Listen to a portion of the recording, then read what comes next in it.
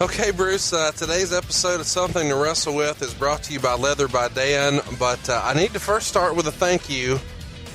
We didn't plan on exchanging Christmas presents, but being the best podcast host in all of the world, you got me a great present. I'm saying you are for this wonderful present. Tell everybody what you got me. Well, you're the world champion podcast host. I actually have a belt to prove it now, thanks to Leather by Dan. I can't believe this is real. I felt like it was a rib. You actually presented me with a box that you couldn't get open. We hunted a pair of scissors, and there it was on the inside. It's a 3-plate belt, custom made from Leather by Dan. It's beautiful. The nickel on this thing pops like nobody's business. There's 3 portraits on it. On the left side, starting left to right, it's the logo of the cartoon that we used for the Ric Flair show. And we've got that logo right there, the Ric Flair show logo. On the right side, the other side plate, is the official Something to Wrestle With Bruce Prichard logo with your smiling face. And then right in the center is my big cartoon head. And it says my name right there on it. And it says that I'm the world champion podcast host. And everybody that's seen it is like going, wow, you had to break the bank to have this thing made. And it's not a secret. Because I really didn't. I went to Leather by Dan. He created this thing from scratch, and it's positively beautiful, and you're deserving of it, man. Well, you can get your very own custom championship belt from Leather by Dan. I'm just blown away by mine. We're going to tweet lots of pictures of it. You'll be able to see it at Hey, it's Conrad, at Prichard Show, at Bruce Prichard, and, of course, Leather by Dan on Twitter as well. He'll be tagged in all of these pictures, but you don't need to look at them there. Go to leatherbydan.com right now. That's where you'll see all the pictures of this and get more info as to how you can get your very own custom championship belt. He's got a special going. How much would a belt like this cost?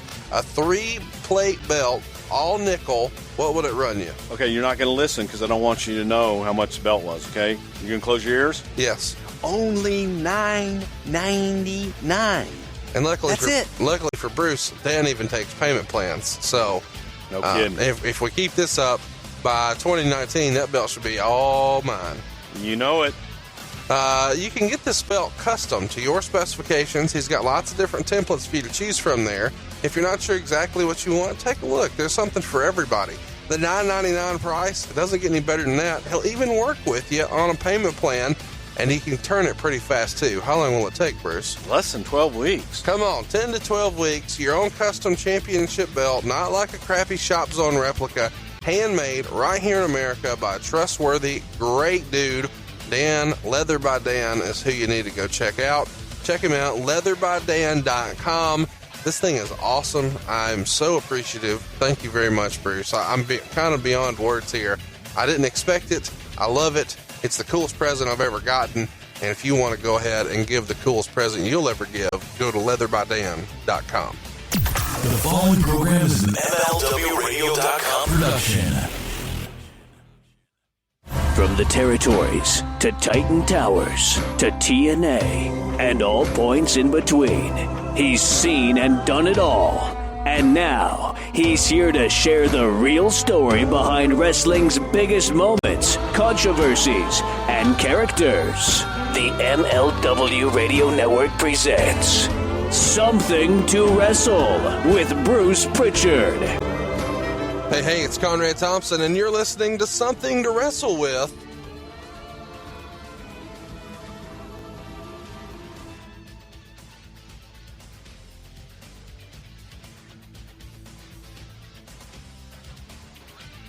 Bruce Prichard. Bruce, what's going on, man? How are you? It's a beautiful day in the neighborhood, by God. Coming to you live from the Conradison Studios here in Huntsville, Alabama. Man, I got to tell you, this is something I've wanted to talk about for a long time. It was my very favorite angle from 1989. I was maybe at the height of my fandom. I've mentioned it a couple times on the show. 89 and 97 were my two absolute favorite years growing up. In 1989, one of the big parts, of course, our man of the hour. What happened when Zeus, no holds barred, and Zeus, a runaway winner this week? Why have a Merry Christmas when you can have a no holds barred Christmas? I I got to say, you didn't think this topic would win. Off air, you kind of told me you thought that the evolution of creative would win, but I nailed it. It was Zeus. Yeah, and, I was somewhat pulling for you. It was your favorite. Of course it was, because you put it at the top of the poll like you do. You try to skew your viewers. And now this week, at the end of the show, you get to pick the topics for next week. Yeah, since I won and since Zeus won, not only did he win the Battle of the Tough Guys, he won the poll this week, too. Stay tuned. At the end of this show, we're going to give you the topics for next week. This is the most fan-friendly podcast around. At the end of this show, we're going to give you 4 topics. We're going to throw it on our poll. That's on Twitter. It's at Prichard Show. Tune in this Sunday night. We'll go ahead and throw the poll topics up. And at the end of the show, we're going to kind of break down what were picked and why they're on the poll this week. But first, I guess we should go ahead, and before we talk about Zeus, we should talk about things that we've already talked about. A little bit of follow-up from our Sunny episode last week. Wow. I got a lot of feedback. You? Oh, tons. I've seen most of our listeners enjoyed it. Yeah, most being the operative word. I got a couple of calls that weren't super fun to get. And I guess this has kind of, what's the old thing you used to say? Telephone, telegram. Tell a wrestler. Well, apparently that's gotten around. And I want to be very clear here. I can't state this clearly enough for the record. We did not intentionally, accidentally, or in any way, shape, or form, in my estimation, bury the Heartbreak Kid Shawn Michaels last week. Would you agree? The man that I consider to be the greatest worker in the business? He is number 2 on my list. Only he's number Ric 1 Flair. in mine. So he's number 1 or number 2 on most. And, while we have covered some topics in the past about his in-ring stuff, the Sunny episode did veer into some personal territory. And we kind of shamed her for airing some of that dirty laundry. I was quite disgusted with the whole thing, but I've kind of been taken to task now more than once for covering that story on Sunny. Do you have any sort of take on that situation? Well, I look at Shawn Michaels as I have said, and I've said it many times here on this show. I said it to Ric Flair on Ric's show, that I think that Shawn Michaels is the greatest worker in the business. And the person Shawn Michaels, what he was then and what he is now, are really 2 different people. And frankly, I didn't have a problem with Shawn back then. Okay? So, I've always liked Shawn, and I think that Shawn is just a huge testament to hard work in this business and deserves everything that he gets. And in no way, shape, or form did I want to tarnish the good name of the Heartbreak Kid, Shawn Michaels. And if we did, wasn't our words. And it certainly wasn't my intention in any way, shape, or form. And I apologize if anybody took it that way. Well, here's the deal. We didn't get into all of the silly rumors and innuendo, as we like to say, about Sunny. I use the Wrestling Observer newsletter, which, based on tweets from today, I might not be doing much longer.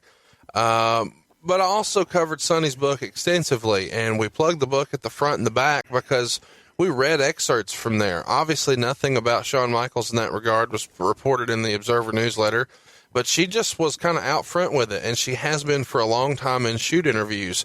And I found it a little odd and weird and salacious, if that's the right use of that word there, to go ahead and give all those details. But she did. And which is the point, at least on my end of this podcast, is that I like to dispel a lot of the rumor and innuendo and some of the things that are thrown out there at times recklessly. And if you actually listen to the podcast, you would be able to hear that and see that. And I oftentimes get accused of being a WWF company man and tolling the company line. Hey, folks, I don't work for the WWE anymore. I haven't for over 8 years. Probably never will again. But I still love them. I love my time there. I love the people there. And that's something that, if you're truly friends with somebody, and I was friends with Vince McMahon, and I was friends with a lot of people there. You're still friendly with Vince McMahon. I am, and I love him to death, and I'll defend him to the end. And that's my place, because it was 22 years of my life that I loved, and I appreciate everything that they did for me. And if it's me telling my time there and sharing some old stories and having some fun, so be it.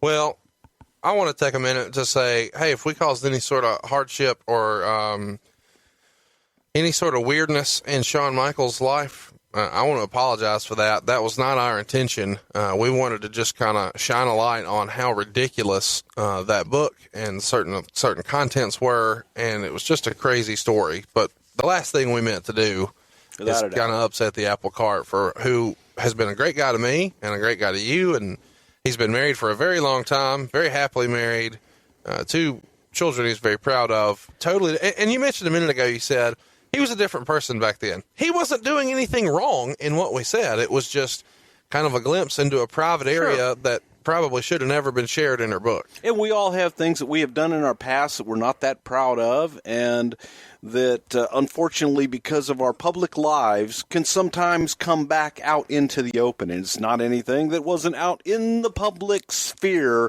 for everyone to do the same thing we did. Comment on it.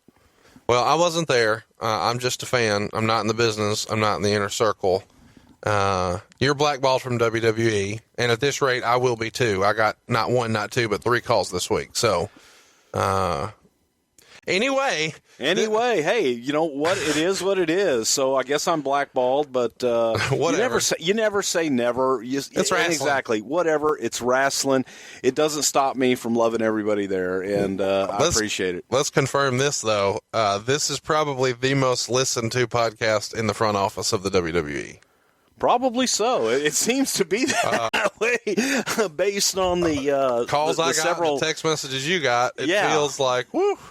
Boy, howdy. They're listening. They are listening. By the way, I'd like to thank you all for listening. I greatly do appreciate it, and keeping our name out there in the forefront, and we appreciate it. We could add you to the over 500,000 listeners and downloaders that we have, and we greatly appreciate all of our audience, and we thank you guys for downloading, supporting the show, be it downloading, be it on Twitter, be it buying a shirt at ProWrestlingTees.com/Bruce Prichard, where we got a whole bunch of new ones out there right now. Well, I tell you what, it's topical because we're talking about Sonny and kind of putting a bow on that episode. And as we start to tell you about some of these T-shirts, Bruce, I was made to promise that I would ask, do you have a comment about the time that Sonny took a powerbomb through a table for XPW in Philadelphia when she was at her heavier stage? I wasn't there. I have no comment. Here's the deal, though. He did not write that shit, but he did write some other stuff. So you can still pick up the I Wrote This Shit shirt. You can also pick up the I Was There When Brett Screwed Brett shirt. Of course, the Box of Gimmicks, Not a Rib, 2 of the top sellers on all of ProWrestlingTees.com. I Used to Be Over. Just because I love you doesn't mean I like you. Love Ministries, the Brother Love shirt, Reflections. And now we get to some of the new fun stuff. Of course, you can check out the brand new Rumor and Innuendo shirt just in time for Christmas. The Gift of Gimmicks. But now, some more interesting ones. Bruce, can you kind of run me through what this shirt right here is about? #ShePooted. #ShePooted. It's now available at ProWrestlingTees.com/Bruce Prichard. And of course, we've got now, since you didn't just used to be over, and everybody in the front office that's listening, and I was told this week, if the boys are listening, it's over. And you can be over as a shirt. I'm over. It's something to wrestle with Bruce Prichard. One of the other little lines we had in last week's podcast that really caught on Twitter was about your great friend, Mr. Jerry Briscoe, and he used to say, you know what, if I wanted to hook you, you'd be hooked. And we got that on a shirt for everybody to just carry on that message. And you can get that at my site or Jerry Briscoe's site on ProWrestlingTees.com. Got a recipe for chicken salad? How do you make that chicken salad? Well, you take the chicken and you chop it up and and it's all right there. I'm not going to tell them how to make the chicken salad. You got to get the shirt. The recipe's right on the shirt. ProWrestlingTees.com/Bruce Prichard. But if you want that shirt, you know what to do. And you can even get a shirt that says, Something to Wrestle with Bruce Prichard, established 2016. This shirt seems mighty appropriate considering the content from last week. It's been attributed to me. It's a microphone. It's a red shirt. It's got black letters, and it says, I ain't scared of shit. There it is. And then maybe one of our, the one I enjoy the most for sure right now, and we actually got permission to do this because I just wanted to make sure that our mutual friend wouldn't have his feelings hurt, but Now in a black shirt with a familiar font in a red letter, it says, you can pick that up at ProWrestlingTees.com. But the big thing we're going to talk about today, though, of course, is Zeus. And Zeus. When we talk about what happened when Zeus came to the WWF, it wins in a runaway poll this week. Bruce, catch us up. When did you where did you first meet Zeus? That would be Panama City, Florida. When would that have been? That would have been roughly March 2001. You got a little club there on the beach. Okay, cool. So if you haven't already picked up what we're putting down here, we're talking about the brand new shirt. It's baby blue. It's got white letters, and it says, Rib 'em, brother. So in the same vein that they used to rip them, now you can rib them. Check out all the brand new shirts at Pro Wrestling Tees /Bruce Prichard. Some of these are limited editions. There's only a certain amount of these. They're not going to be around forever, and when they're gone, they're gone. Am I right, Bruce? Yeah, and a couple are going to be retired soon, folks. So if you want to love Ministries or you want Reflections, you better grab them now because they're only going to be up a little while longer. Something to wrestle with, Bruce Prichard. The logo shirt, that one's going to be gone soon. No guests needed, the black one, but the new ones, they're going to still be available. So get them and don't waste any time doing it. You know, kind of like you shouldn't waste any time getting tickets for our live show in Orlando on April 1st. And that is not a rib, and we're going to have all the details on how you can check that shirt and that show out at the end of the show, right before the topics. And we're even going to do something fun. Stay tuned. Don't just assume it's just a commercial. We're actually going to go ahead and announce a contest as to how you can win free VIP tickets. All you've got to do is stay tuned to the end of the show. And in the meantime, as you're checking us out here and letting us entertain you, go ahead and go to ProWrestlingTees.com /Bruce Prichard. Now let's talk about what we're really here for, Bruce. What happened when the last Monday Night Nitro happened? It was March 26, 2001. Is this one of the highlights of your career, one of the top 10 moments? Yes, absolutely. It was history in the making, and I got to be a part of it. And it's kind of a cool story because it was a big deal at the time, but in hindsight, man, it's an even bigger deal because the wrestling business changed forever that day. And I don't know that people really grabbed I don't know that people grasped the gravity of the situation at the time. I mean, it was a big deal because it was the end of the Monday Night Wars, but I think people thought, well, something else will pop up. And nothing ever really did. I know TNA existed, but I guess it exists. You know what I mean? It's just, it's not the same. No, it's not. But at the time, it was an end of an era. And it was a situation that had come to a head like a big nasty pimple, and it all just popped. And then after you cleaned it up, you realize, wow, there's not much there. Bet you never heard that analogy in regards to WCW, just being a big nasty pimple that popped, and then there wasn't much there at the end. You could also say that it's kind of what happened in the wrestling business. It feels like the WWF has not been the same since. I feel like everybody does their best work when they have competition. And I know that they're trying to compete with themselves right now, but it's certainly not what we had with the Monday Night Wars. But before we can talk about that night specifically, let's lay a little bit of backstory, which is what we like to do here on the show. Eric Bischoff was quoted as saying, towards the end of 1998, around August, it started to become very apparent to me that Time Warner and their conglomerate didn't really want WCW to survive. It was obvious to me because of the things they were doing to us, reallocating budgets that had been already allocated and cutting budgets that had already been approved 6 months or a year in advance. Bischoff would go on to leave WCW in the fall of 1999, and when he came back in the spring of 2000, he realized that WCW was just not going to survive this new AOL Time Warner merger. So he starts pitching Brad Siegel on selling the company, meaning if he didn't want to fix it, maybe he should sell it. So by late 2000, Siegel finally agrees, and Eric starts to shop for a deal. Who Bischoff found were Brian Bedall and Steve Greenberg of Fusion Media Ventures, and they founded the Classic Sports Network in 1995 and then sold it to ESPN a couple years later for $175 million. So these guys have some cash, and they're familiar with sports entertainment, and they're familiar with television. So Bischoff winds up raising $67 million with Fuchsia Media Ventures to purchase WCW. And this all happens at the end of 2000. And somewhere around here, a new wrinkle is introduced where Siegel wants 10 years of the programming for TBS as part of that contract. And Ted Turner is supposedly furious at the decision to sell and demands the programming does not wind up with Rupert Murdoch or Fox Networks. Of course, knowing that Ted Turner has a hard-on for Rupert, Bischoff reports meetings with Fox and FX, probably to just lock down the TV deal. Now, I'm freestyling that as a guess, but don't you think that would be the smart play here, Bruce, if you know for sure that Turner doesn't like Rupert Murdoch and you as Bischoff are wanting to lock down the TV contract? Does it seem like something you'd float out there? Well, sure, I would float it out there anyway just to make the deal more appealing. Sure. But truth be told, at the time, Turner with AOL was on his way out. Absolutely. In 2000, WCW lost around $60 million, a significant amount of money, the most any wrestling company's ever lost in a year. Got to be, right, Bruce? I would think so. So they do away with house shows and combine the Nitro and Thunder tapings as a cost-cutting measure. It's worth mentioning here, Bruce, that they were averaging a 2.4 rating in the last quarter of 2000 and only doing a 2.1 towards the end. By the way, Raw this past week did a 2.97. Roll Tide.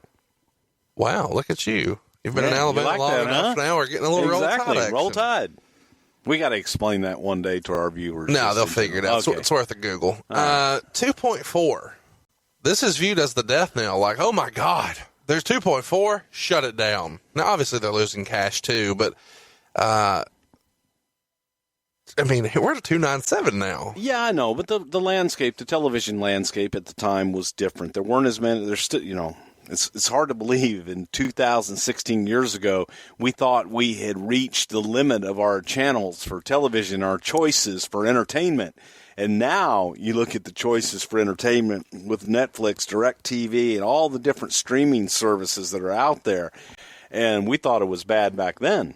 Yeah. So you had it was a different time and a different landscape in the television business. Let me save you the tweets. DirecTV existed in 2000. I understand that, but DirecTV, they have on demand now. Yes, and they're on demand. I knew what you meant. You knew what I meant. But thank you. Thank you for saving me the tweets. Some tweets, because my thumbs are fat and I'm old, as Conrad says, and every time that I mistakenly think I'm answering a message and I'm actually tweeting, and he will just look at me and say, "This is what happened when old men tweet." Yeah. Or email, or anything else. Or anything to do with, new wave stuff. Well, There's this new wave stuff, email. One of the things I want to talk about with the television ratings here is because of the Monday Night Wars, and that's what I have to credit it for, so many wrestling fans are really enamored and fascinated with ratings as if it's the end-all, be-all indicator for business. And there's a whole lot of folks online who say, well, business is obviously down, talking about the current product, because the ratings are down. But God, I wish it was down back then as much as it is now. Oh, it's terrible. Good God. So let me just, let's just play this out for a minute. Why are television ratings significant? Well, television, then or now? Ever. Well, it gives you an indication of the size of your audience that's watching your program. No, come on. I'm talking about money. Oh, money. Well, advertisers, because that's what the advertisers, they base what they're going to pay based on the rating that your program is delivering. So the higher the rating, the higher the ad revenue. So ad revenue is just one piece of a business indicator of a revenue stream. So this is independent of merchandising and licensing and live events and all the other stuff at the time, pay-per-view, everything else, network now. But you know what I mean? There's 1,000 different revenues, maybe not 1,000. There's a half dozen really significant revenue streams that kind of everything falls into a category. And television, as it is, the way it is right now with the WWF, they receive a huge rights fee. And this, yes, they do get a little bit of inventory, but they're getting paid whether the rating is real high or real low. Sure, on their share and their split of the ad revenue from the stuff that is sold, that money can fluctuate And if it's really low for a really long time, yes, it could affect their rights fees the next time they renegotiate and the next time the contract's up. But that's not an indicator. That's not the end all be all, rather, as to whether or not business is up or down. Absolutely not, because you have, as you said, you have your live event, you have your licensing deals with merchandising, and every one of those outlets adds up. And the way that you used to make money in the television business, well, the wrestling business on television, was the ad time that you could sell. And then I will never forget sitting in the conference room in the 4th floor in Titan Towers, and someone came in to show us the future of advertising on television. And they took an Olympic program, and they took just feeds from the Olympics, and they showed us about how the 44-yard dash was brought to you by McDonald's. Citibank sponsors this replay, and all, every breath out, every as a sponsor line was a sponsor. And the way they place them all over, and you look at the show now, and there it is. The replay is brought to you by 2K17, K Jewelers, and all of that is revenue. Yeah. Every bit of it. And there is no better, in my opinion, company that exploits and gets every single penny from advertisers. Now, the advertising and the sponsorships, in my opinion, are relatively cheap for the WWE because they always over-deliver. And they will always give more to an advertiser. And wrestling advertising has always been historically considered lowbrow and pennies on the dollar. Right. You know, golf may get a fraction of the rating, but command a much higher ad rate and get sponsors like Lexus or Rolex, whereas, you know, Raw is not getting that. But you got to take hats off to WWE for the way that they do go after their sponsors and their advertisers. And if there's something to sponsor, they'll sell it. Yeah, and it's worth mentioning, there was lots of talk, at least online, during their most recent pay-per-view, where they were doing lots of fan cutaways and fan reactions in the replays. It had a sponsor. Of course. So if you wonder, hey, where are all these replays in here? Why are the... Come on, that's a sponsor. It's a revenue stream. But the reason ratings were relevant back then as wrestling fans, and even from a front office standpoint, is you guys were competing. Yes. And so if they had a 2.4 and you had a 3.1, it was high fives all around. We won. Well, those were numbers that could be discussed. We weren't going to discuss what the house actually was and what the revenue was, what our rights fees were, and things like that. There goes no public record. So, of course. So ratings were something that you could look at from the outside looking in and go, okay, well, 2 is higher than 1. Yeah. You know, 3 is higher than 2. Because with everything else, you can gamify it. And right. Not saying you would lie about attendance, Dave Meltzer, but, you know, people... Meltzer lied about attendance all the time. Okay. You don't have to cough that under your breath. All right, let's move along. The creative here is not good for WCW in 2000, and I'm sure by now everyone listening has a few different examples that they could list or that come to mind, but I did find one that I found interesting that I have to mention. Feels like we talk about him a lot. If I ever meet this guy in person, he's going to punch me in the mouth, and I've never even met him. Who?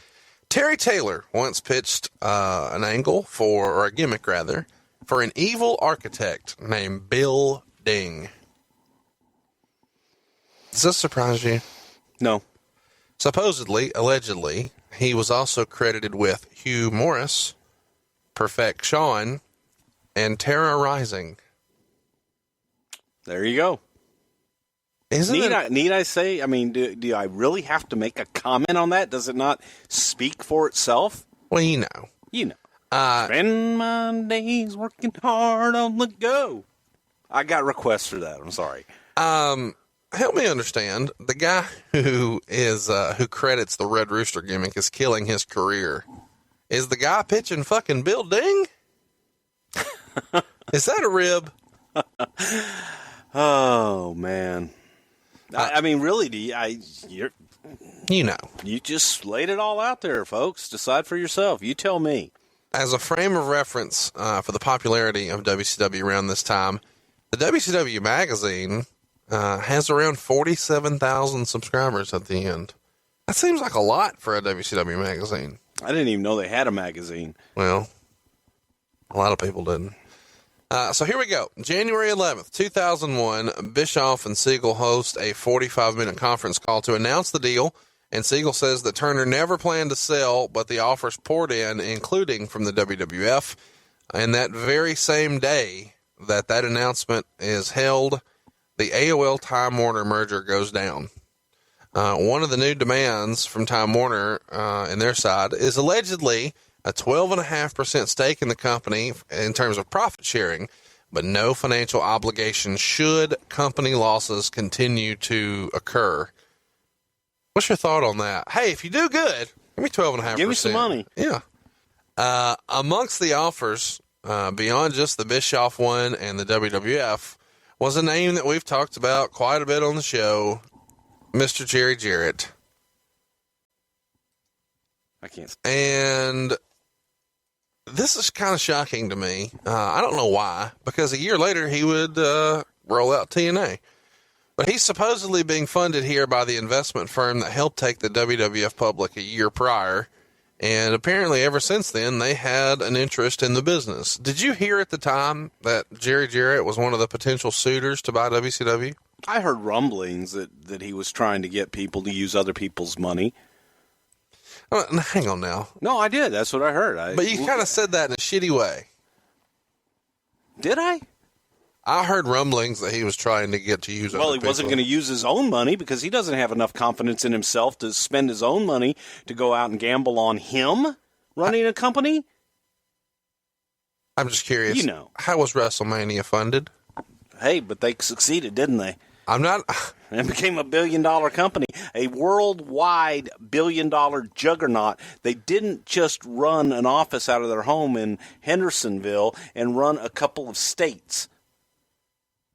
How many states did the WWF run when Vince bought it? God, a bunch. You're just fucking ribbing me now. No, I'm not ribbing you. Why would I rib you? Well, because it's what you do. Okay, more than Nashville, Tennessee did. You're just going to be this way the whole show? You damn right I am. Okay. I got my pouty shoes on. I'm going to be pout boy tonight. We're talking about Jerry Jarrett. Are you going to give me something before we move on? Well, no, I just, we did hear rumblings, but it's laughable. It's laughable because we had already dealt with Jerry Jarrett. We had been around his expertise and his great mind. And the thought of him running it was like, oh my God, it goes from bad to worse. So the thought... me saying, are you going to give me something? Wasn't so I would get that. What? I mean, what do you want? I'm saying Had Jerry I heard Jarrett. rumbling? Yeah. I'm saying Jerry Jarrett. This is a cue for you. You know. If we were, if they were looking for a chicken salad recipe, maybe. Help me understand. What do you think if you were to have a conversation with Jerry Jarrett? Let's pretend I'm the investment banker, and you're going to call and ask for the money, okay? Okay. Ring. Hello, this is Conrad. Huh? This is Conrad. Oh, hey, Conrad. Hello, who am I speaking with, sir? Huh? This is Conrad Thompson. I run an investment firm here. Can I help you with something, sir? Oh, well, this Jerry. Jerry who, sir? Well, Jerry Jarrett, Mr. Jarrett, how can I help you, sir? We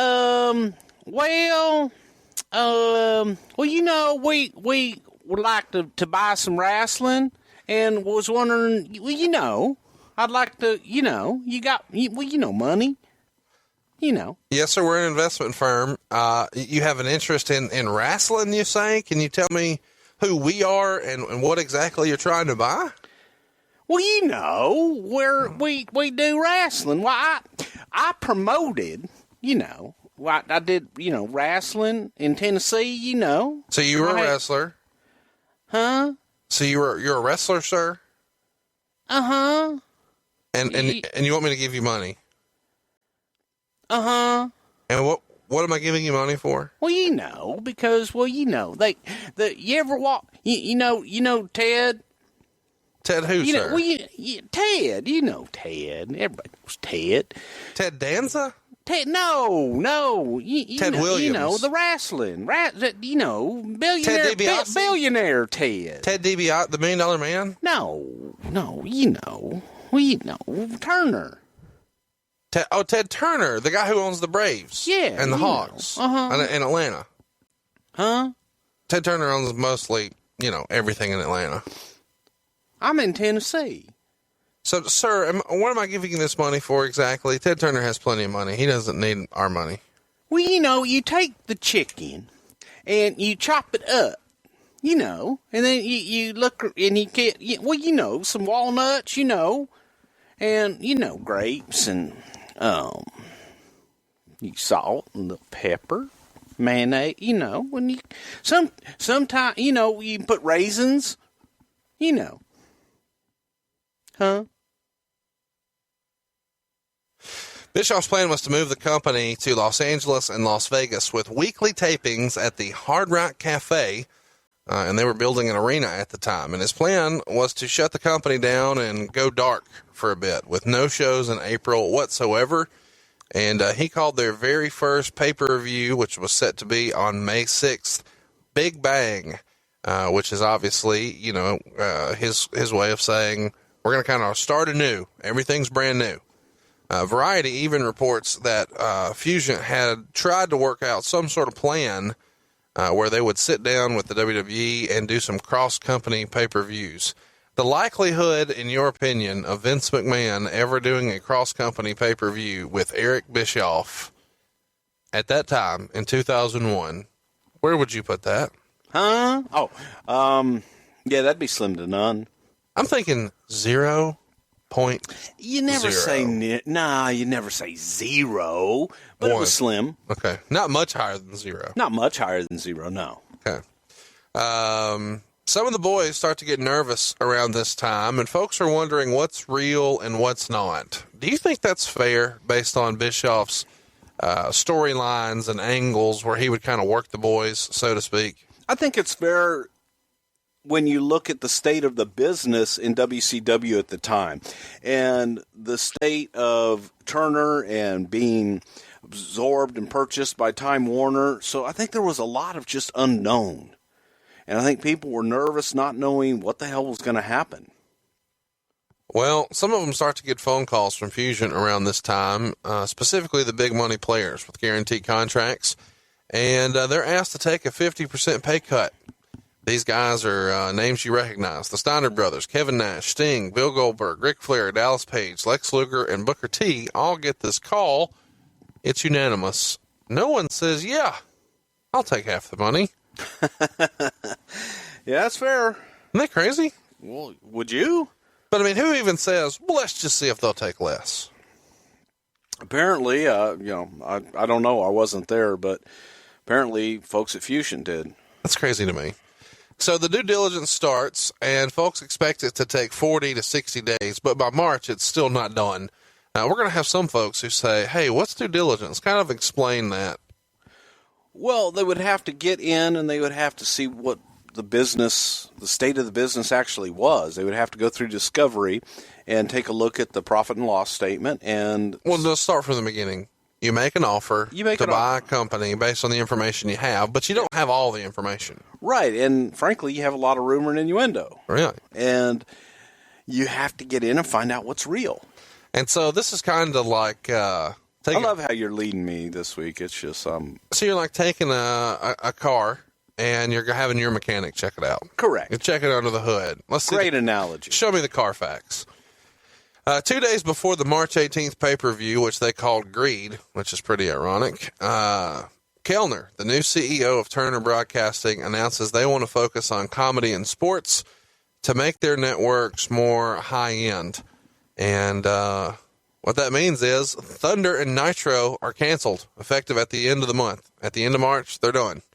And this all goes down while Eric and Siegel are on vacation. So WCW starts passing out the 90-day notices at this point and carry everybody listening through the 90-day notice and what that means from a wrestler contract standpoint. Essentially, it means you're done in 90 days. You have 90 days left for the most part with them, they were guaranteed contracts, 90 days left of being paid, and after that, you're out on your own. How long had that existed in the business? I don't really know. As long as I can remember. Even prior to the Monday Night Wars? I believe so. Yeah, I mean, I believe there was always some kind of notice in there if you wanted to get out of it early or something. Either like side that. or just the company? I don't know what they had on their side. But the WWF, when you guys implemented 90-day clauses, was that either side can get out in 90 days? No, that was usually just on the company side. What was the percentage, would you say, were releasing this 90-day clause based on injury, as opposed to just, hey, we don't have anything for you creatively? God, I have no idea. I'd have to 50-50? look at it. I don't know. I wouldn't know.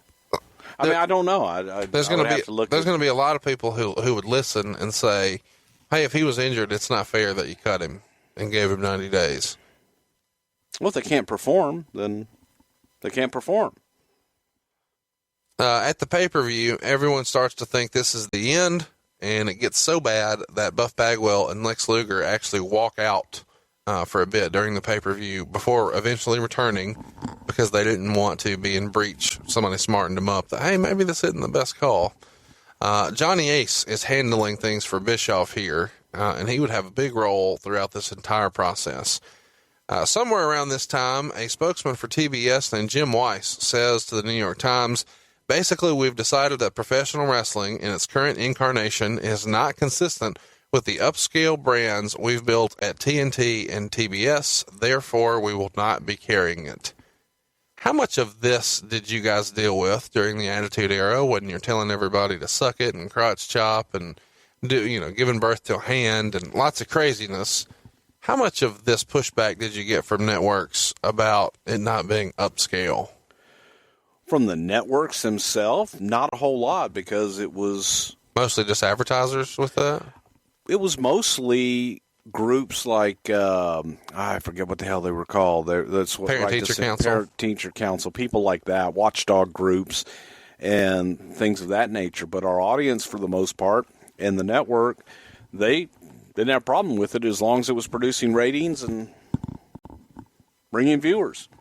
The next day, after the pay-per-view on Monday Nitro, Bischoff calls into the show and says, quote, many of you may know that for the past 6 months, I've been working with a group of people whose goal it was and is to acquire World Championship Wrestling and to grow it once again to become a competitive, dominant wrestling organization worldwide. But recently, we've hit a couple of roadblocks that may be, in fact, brick walls. Do you remember seeing this episode of Nitro? I do not. Did you watch it at all at the time? Not a whole lot, no. So tell me, kind of at the time in the Monday Night Wars, the rumor and innuendo are everybody, you guys, and WCW have a monitor of their show. Is that in Gorilla? Is that just in the truck? Or where? No, that was only in the truck. We didn't have that stuff going on backstage. So at this point, because there's lots Vince might have had one in his office, but for the most part, that was just in the truck. Yeah. So it's not like, they also had NBC and every other network on too. Yeah. There's a talent viewing room at WWE shows these days. Sometimes it's separate from catering. Sometimes they just put it on the TVs in catering, and that's where the boys kind of watch the current product. Was there ever a time where any of those showed the other show too? Never. Okay. I'm curious because this feels like something you would have watched on TV. There's lots of reports that since they had a West Coast feed or a replay, that guys would perform on Raw and then get to the hotel and then watch the replay of Nitro just to see what the other show did. You didn't do that, or you weren't doing it at this point? If we were in town and we were at a hotel that had TNT, sure, I'd watch it. But at this point, it was so far gone. It didn't matter. So bad. Well, it didn't matter, but it was difficult to watch too. Sure. I'm just trying to get a feel for, during the Monday Night Wars, when you're in the front office and you're booking or your talent relations or whatever the hell you're doing, you're producing TV, what was your viewing schedule like to watch Nitro? If there was something to watch, I would, as you said, if we were in town and we were staying over and there was a hotel that had TNT, we would watch it in the hotel that night. Otherwise, when I would get back to the office, there were always tapes there. People that taped, that was before DVRs. So you would have somebody in production or in the studio tape it and then bring it to your office and you just watch it there? Yes. So But normally I'd ask somebody, what is there to watch? Is there anything on here I need to look at or take a look at? And who would be your go-to person somebody for from that? production, whoever I'd look at, what was on there. Is there anything here worth taking a look at? Howard Stern has guys just watch TV shows, like he pays them to do that, and just look for stuff to talk about on the show. Did the WWF employ someone that you know of whose sole job was to watch WCW programming, take notes, and report it? That was people there were probably people in the studio that did watch it. Just to watch it. Okay. Yeah. But it wasn't that wasn't their only job. But there's not an email that goes out, here's our Nitro report. No. Okay. No. I'm curious, a minute ago you said if we got to the hotel and they had TNT, all hotels had TNT. No, they didn't. We would watch it. Who is we? Me. I mean, whoever watched it. I'm saying I didn't share rooms, so I would go back and watch it in my hotel room. Sometimes Jerry Briscoe would come and join me. Okay, but it's not like we're all going to go to Vince's room and watch it. And absolutely not. Okay, no. All right. So here we are, the Thursday before the final Nitro, March 22nd. It's announced that the WWF had purchased WCW. That happens on the Torch website, and the Torch is who I used for all of my research this week. Shout out to my good friend, the Greensboro Jackoff himself, Mr. Bruce Mitchell. PWTorch.com is where you can see more great content like the stuff I'm going over today. The Wall Street Journal covered it the very next day on the 23rd. And supposedly, the executives and attorneys worked until the wee hours of that night on Thursday morning to get a short-form agreement in place. And the speculation at the time that was reported was that it was somewhere between $10 to $15 million. But in recent years, we've heard those numbers fluctuate, depending on who you ask, from $2 to $4 million. So before we talk about money, and you tell me we're not talking about money, tell me when you first knew for sure, hey, we're really a player in this thing, because it came out in January that you guys had made offers. But tell me about that, what you heard back then, maybe in November, December, January, and then when you knew in March, oh shit, this is a real thing. Well, I found out it was a real thing probably that Tuesday or Wednesday before it happened. What did you hear in late 2000, early January about Vince possibly making a bid? I don't remember hearing anything serious at that time other than there were feelers put out there, but there were ridiculous numbers that were reported at that time. 50 to 80 million. And he was not interested in that at all. Sure. I mean, there's no sense in it. No. The interest, just so it's clear, what we were interested in was if there was a possibility that it could remain on TNT, the time slot was interesting. Being on another network was interesting, and being able to take the brand and expand it on an already established time slot and already established network. So that was attractive at that time. When we found out that was not really going to be a possibility, it changed to the library.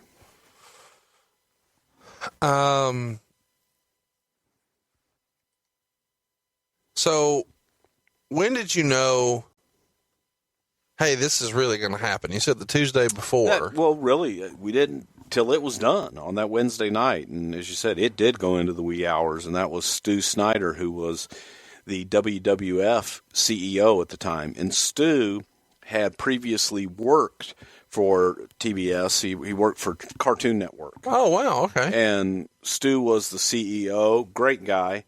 And during all this negotiation back and forth, the guys at TBS had reached out to Stu, because here we are, the largest wrestling company in the world, whether or not we were interested. Would we like to buy it? Right. And also looking to Stu for some advice on what they should do. And the offer came up, and then here we were. That's kind of interesting. And I take it that they contacted him because if you're trying to unload this thing, who the fuck else even knows what to do with it? Correct. I mean, it's really a unique deal. So when do you first you hear about it, and what does that sound like? What's Vince say? Goddamn, pal. Well, okay, but let me rewind this too a little bit, just so you understand where we come from. When Vince bought a casino in Vegas, I'm sitting at home and get a phone call. Hey, pal, we bought a casino. What the hell? No one knew. No one even knew Vince was in Vegas. And he went out and bought the damn Debbie Reynolds casino. So there were, a lot of things, at times that weren't discussed. It just happens. Weren't discussed and just happened. And you're sitting there going, did you know that? And everybody's going, did you know that? Did you know that? And he would go off on a whim at times. Obviously, in his mind, he knew what he wanted to do and had a vision. And he did it. And that's the way that Vince operates. So to hear early on, well, yeah, we'll throw out a bid at WCW. You hear those things all the time. When I heard we're going to buy the restaurant there in Times Square, and we're going to have a WWF-themed restaurant. Goddamn, pal, it's going to be the WWF restaurant. It'll be bigger than Planet Hollywood, bigger than Hard Rock. And like, okay, great. Next thing you know, you're doing a grand opening in Times Square, the most expensive property in Manhattan. And so you're shocked constantly, but then you learn how not to be shocked. So it was just kind of another day at the office. Okay, we're going to buy WCW. How does he tell you? Or, I mean, here's my question. In my head, he goes to a couple of confidants and says, hey, what do you think about this? He asked what we thought about purchasing, possibly purchasing the brand. Who is we? We, I was a part of it. Stephanie, obviously, Shane, Kevin Dunn, Brian Gewirtz, I believe Michael Hayes was there. I don't know for sure. I don't remember. Paul Heyman was there. And Wait. This is March, and yes. Heyman's there. Yes, Heyman was there. And he's involved in this meeting. He was involved in it. Now, Vince wanted to pick his brain and see what he thought. The reason that's shocking to me, he had just debuted as an announcer on Monday Night Raw. ECW had not yet even ceased operations and filed bankruptcy. That wouldn't happen until April. And he was in the meeting. He was a part of the creative team at that time. When Vince said, so he can, wait a minute. He walks in a creative meeting and says, what do y'all think about WCW? Well, he pulled a few of us out and asked us, yeah. And am I to guess that this is in the big conference room on the top floor? No, this was actually at the television studio in the conference room there. Okay. And so you guys are around a big table, and Vince is at the head, and he goes around the room and says, what do you think? What do you think? What do you think? Pretty much. So carry me through. What does Shane and Stephanie think? They were for it and thought it would be a good idea. Again, it all depended upon what the conditions were, what the price was, sure, what we got for the price. And at that point, you don't really know. We had no clue. Yeah, we didn't have any clue other than the library was attractive. Right. The lure of having the name, the brand, the logo. Name, the brand. It was like, okay, they've kicked our ass before. Maybe we can reposition the brand and build it to be viable again. So you guys all have those type of discussions. Maybe we could make a show. Sure. Okay. So it's just a free form roundtable. What if? Yeah, and I'm sure Vince has in his head what he wants to do. But he just wants to hear. He wants. Yeah, he's the kind. He'll take an idea from anybody. Carlos the janitor, doesn't matter. What about Pat Patterson? What did he think? Pat wasn't there. Okay. What did Heyman think? Well, sir, WCW is a dead brand. It's dead. And, he just, I don't know. He just kind of... So he shit on the idea everybody else is pro. Paul did kind of, yeah. Paul buried it. And why? I think in Paul's burial, I think that, and this is Bruce saying, this is not what Paul said, nor have I had any conversation with Paul. My interpretation of Paul's burial was that I think Paul felt that Vince should have done that with ECW.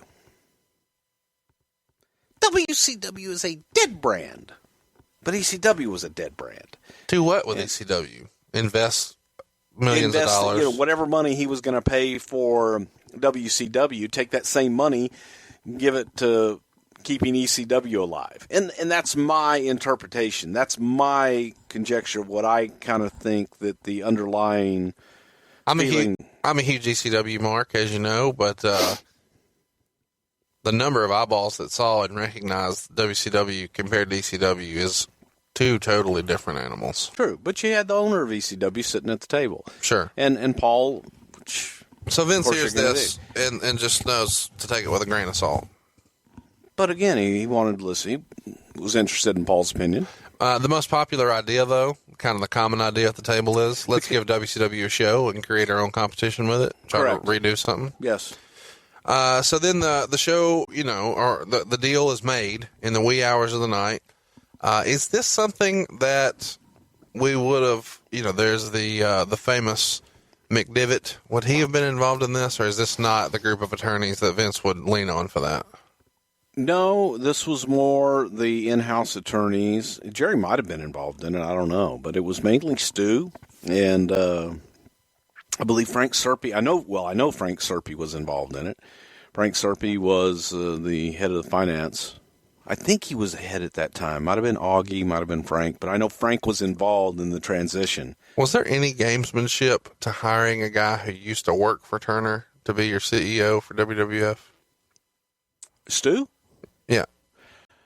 He worked for Cartoon Network. I mean, it wasn't like he was in WCW or anything like that, but he was a bright guy.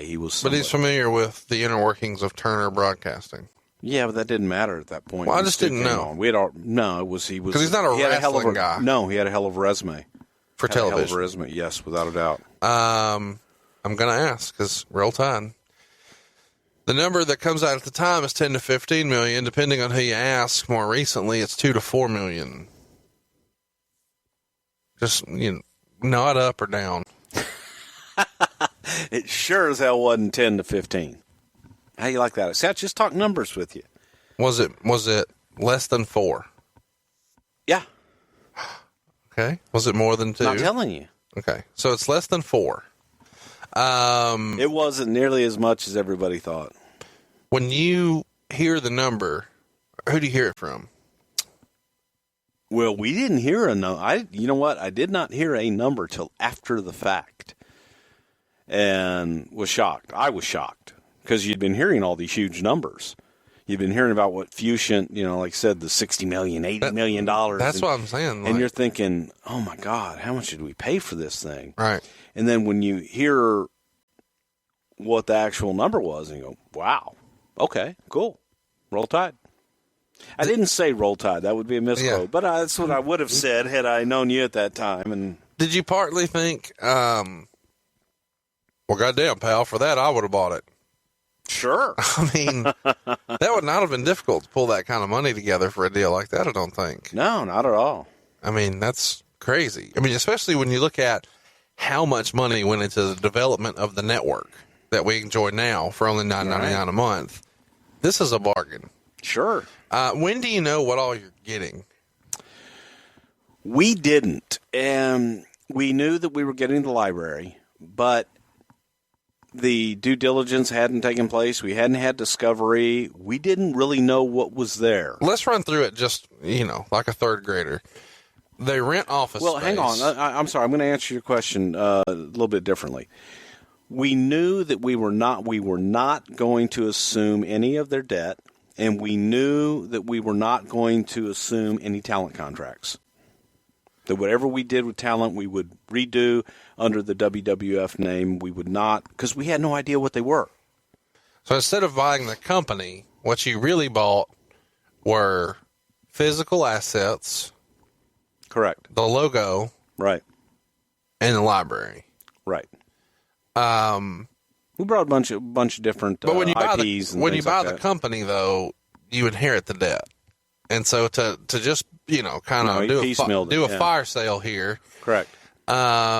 So let's run through this. Turner owns all the real estate, so WCW doesn't own any land or buildings. But they did own, silly shit like rings. No, it's not silly for a wrestling company to own wrestling rings. No, but when you're talking about, millions of dollars. Yeah, they own wrestling rings. I mean, we got the rings. We got belts some old, and, entrance sets. And I don't think we really even took much of their sets. We did take their trainer boxes that they had, like the big crates that you see on concerts and things. They roll around backstage. They had some nice trainer setups. Well, where do the rings go? To the warehouse, and some of them went to talent. I believe Rock got one in Florida. I think Taker got one in Texas. I think Booker T ended up with one. I'm fascinated. But Booker T ended up with his, I think, from Mark to Booker. From The Undertaker? Yes. Okay. I'm fascinated by a WWF talent like The Undertaker getting a WCW ring. I don't know why. I mean, I get this is a dumb Mark question, but outside of like taking bumps or something, what could he really do with that? The ropes are different. It's a different size. As a wrestling fan, I get this is a dumbass question. I've always been told WCW rings were smaller, WWF rings were bigger, and that the ropes were totally different. They're cable. So it's not like you could do flippy shit off of it and it translate to the exact way it would be in a WWF ring. And it seems like your timing would be off if the ring was bigger or smaller. That's true. And all of that is true. But it was a place to take bumps. And if you're going to be recuperating from an injury, you could go in and wrestle around, take bumps, things like that. Not ideal. Like Undertaker, for example, ended up with the WWE ring. So, like I said, I think Booker ended up getting some of those rings eventually. But it was there. We figured we might be able to use them. And we did use some of them for spot shows where we needed smaller rings, things of that nature. Wow. Use them for developmental, some of the places that had smaller venues. But I just mean in terms of a lot of, like if you bought a construction company, you're getting a bunch of machinery, you're getting heavy equipment, you're getting We got stuff. rings. You got rings. We got rings. Anything else you can remember you guys buying and getting possession of that you remember thinking, this is kind of cool or this is kind of silly? No, not that I can really remember. Do you, you've always been a title belt guy, like our great sponsor, Leather by Dan. Do you remember any of the belts you guys got and remember thinking, this is kind of cool that we have this? No. Okay. Honestly, no, they were. That's the only thing I remember being on TV that was really WCW. Aside from the big gold belt, there weren't really any cool belts. Yeah. And it's neat to see Shawn Michaels with that belt and The Rock with that belt. I mean, that's kind of fun. Without a doubt, that part's cool, but it was, the rest of them were just belts, they're just props. Yeah. So Bischoff announces on this next to last Nitro that the final Nitro will be what he calls Night of Champions, and he invites all former champions to come to the final WCW broadcast on Turner, and the penny pinching at this point is out of control, and Brad Siegel insists on personally approving travel and talent for the final show, and they even lock down the office to make sure nothing is stolen, and there are reports of security checking briefcases and even frisking office staff as they left. Have you ever heard of some silly shit like this? No, but I can understand it. What would they be stealing, though? Who knows? Letterhead? Yeah, pins? I don't know. Who knows? Well, rumors are some folks still managed to get a workaround and wised up and just mailed stuff to themselves. That's classic. You can't leave the building with it, but, we'll pay for the postage to send it to your house. This is hilarious to me. Before the show, AOL starts offering, the final show rather, AOL starts offering guys who are on guaranteed contracts, a buyout. And let's kind of run through the money here, which obviously Bruce, wasn't privy to since it was an AOL deal. But allegedly, guys who were earning less than $500,000 a year would be offered 70 cents on the dollar as a lump sum. And guys who were earning between $500,000 and $1.5 million would be offered 40 cents on the dollar.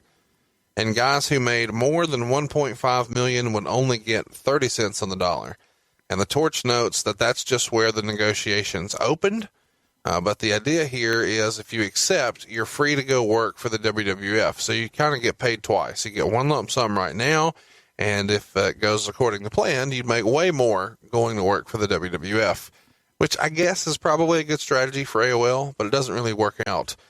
Nash says that he's just going to ride it out and then kind of feel out the WWF in 11 months when his contract is up. There's supposedly no interest at the time from the WWF side in Luger or the Steiners. Can you confirm or deny that? Well, there was no interest in assuming any of those contracts. But I mean, in terms of outside of that contract, like if they got a buyout and they were available, Luger never came. It never got to that point because they weren't available and they weren't taking buyouts. Yeah. Yeah. And so a lot of those guys don't. And Goldberg specifically... Go ahead. And frankly, we looked at it as we understood. The guys were making a sick amount of money, and they got to sit at home and do nothing and check the mail and get a big check. And there was no problem with that. Yeah, it's hard to argue. Goldberg had 2.5 years left on his deal. The year that WCW goes out, he was making $1.2 million. The next year, he was scheduled to make $1.7, and the third year of his contract, it was $2.2. So when he gets the call from AOL to make this offer, he very politely says, fuck off. How do you politely say fuck off? Well, I'm being facetious. Well, you know. So here we are now. We're at the final Nitro, and Shane McMahon supposedly holds a meeting and tells the boys that there will be a WCW TV show in about 6 to 8 weeks, but all the details are not yet ironed out and to be patient. At the same time, in Cleveland, Vince McMahon is holding a meeting at TV to tell the WWF crew that this purchase would not affect their jobs. So you're not there in Cleveland, so let's talk about that first.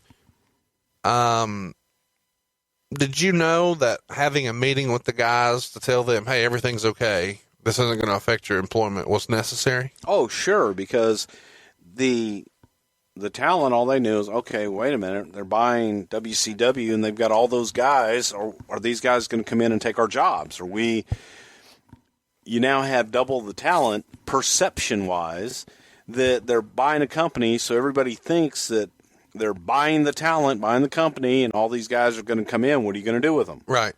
So to reassure them and just let them know that you guys are all safe, you're good, and we really don't know what the hell we're doing yet, but the intention was never to thin the herd, if you will. Let's talk about the final Nitro. We're here. Tell us who went, when you knew they were going, what the plan was, what the directive from Vince was, and what your role was supposed to be that night. It's March 26, 2001. Shane McMahon and I went from Stamford. Jerry Briscoe met us from Tampa in Panama City that day, and it was the three of us. Were you and Shane on the jet? Shane and I were on the jet from Stamford we flew from Stamford to Cleveland. We dropped everyone else off to go do Raw, and then we flew to Panama City. What time of day did you land in Panama City? I don't know, maybe 11 o'clock. Oh, so early. Sure. How big is that Panama City airport? Not very. About as big as this studio here. It's tiny. I flew in there this past year, and man, I think they have like 2 gates. It's hilarious. Do they really? It's absurd. I thought they just had the one. It's tiny. Now, tiny, of course, we went tiny. into the private thing, but it was still like there's a damn difference. That's my point. I think it's all the same there. So why you three? Talk us through who makes the decision that it's you three, when you know it's you three, and why you three. Vince made the decision. The decision was made on the Saturday night prior to the show.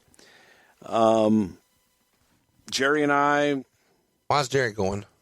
Jerry's going because, first of all, he was in Tampa. He's an agent, well-respected in the business, and we needed a wrestling agent there. So Jerry was close, and it was easy. I was there because from a television standpoint and from a talent relations standpoint, television standpoint, being able to run the show. So there wasn't a fourth man with you? No. Oh, yep. Well, Tim Walbert, the Tim Walbert was a director, and he was also someone who would sit in for Kevin Dunn as executive producer when Kevin would be away. Well, here's why I asked, because there's parts of this show that are simulcast, which to me means there's going to have to be a WWF rep in the WCW truck. And that was Tim Walbert. Okay. So where do you sit at this show? Are you in Gorilla? Are you on a headset? I was all over the place, but I spent most of my time in and around Gorilla, but I was running all over. So you land at 11. Do you guys go straight to, I would say the building, do you go straight to the bar? Well, Shane and I had to wait for Jerry Briscoe to arrive, but when we got there, we went straight in. It was a hotel that we headquartered in, and that's where they had all their production offices. A shitty hotel. An extremely shitty hotel. Yeah. And we got in there. We met with John Laurinaitis, who was our liaison for all of this, and Johnny, we just went over. We had been dealing with Johnny throughout the weekend as well, letting him know what we wanted to do. And the crazy thing was, when this decision was made, all of a sudden, bear in mind, back in WWF land, WrestleMania, the biggest show of the year, that Sunday was coming up that Sunday. Yeah. So now we're taking Shane McMahon, who's a huge part of the WrestleMania promotion, facing his father at WrestleMania. Gerald, one of the top agents, and myself, we're now removed from the Raw production, and we've got to go to in the go-home show in for the Raw. go-home show for WrestleMania. And on top of all that, from a creative standpoint, we got to rewrite Raw. We've got to rewrite SmackDown. And, oh, by the way, we have to write Nitro, too. So not only do we have to rewrite our two go-home shows for WrestleMania, we have to write the show of the people that we just bought. So it was extremely challenging from a creative standpoint and taxing in a lot of ways, but it was pretty cool. So you land, you get a rental car. No, we had a limo. Okay. We had a limo that. Where do you find those in out. Panama City? It was there waiting on us. And you go in this limo to one of the shittier hotels in Panama City. And there's a little. Yeah, I haven't been to a lot of hotels in Panama City. It's one of the worst. But I would have to venture a guess and say that this could be one of the shittiest hotels I've ever been in my life. And I have been in some shitty hotels. So you get there and you see that you're going to be wrestling on the beach, near a pool, at a bar. And who all is there that you remember running into? As soon as we arrived, like I said, we were in a stretch of limo, and we pull out, and I also remember, I don't know why, but we were either on grass or on dirt, and Tim Walbert was the first one to come up and introduce, everybody to us. I saw Craig Leathers. Craig Leathers was an old WWF alumni who worked for Turner Broadcasting, and he was in the truck for Turner. And WCW said hello to Keith Mitchell. Keith Mitchell, we've spoken about Keith here on the show before, and Keith was the director, producer for WCW, said hello to them quickly, and then we quickly went into the wonderful suite accommodations that we had at the hotel to meet with John Laurinaitis and kind of go over the show and let him know, give him a game plan on what we were going to do for that day and that night. What does John say when you meet him? Oh, hey guys, how's everything? We got a nice little room over here for you. Be your office. That was about it. The most recent time we talked about him on the show is on the Vader episode, where he kind of indicated as a representative for All Japan, he acted as if the WWF superstars had no name recognition. Nobody knows who these guys are. Undertaker. No one's ever heard of him. Yeah, it was, but look, Johnny was doing his job, and I got to say this, and I throw this out there to any and everybody that's ever worked in talent relations. Absolutely the single most thankless job in the world. You get zero credit, you get all the heat, you're the biggest asshole, and nothing you do is right, and everything you do is wrong, and you're just a dumbass all the time. Should it be the best paid position in the office? It should be, because it is the most heat-seeking position in the office, without a doubt. What are your memories of Club La Vila? Try to describe that for our listeners who aren't familiar with the Redneck Riviera. You know, you and I have talked about this off mic about, I don't remember a club per se. I remember the hotel. I remember a beach.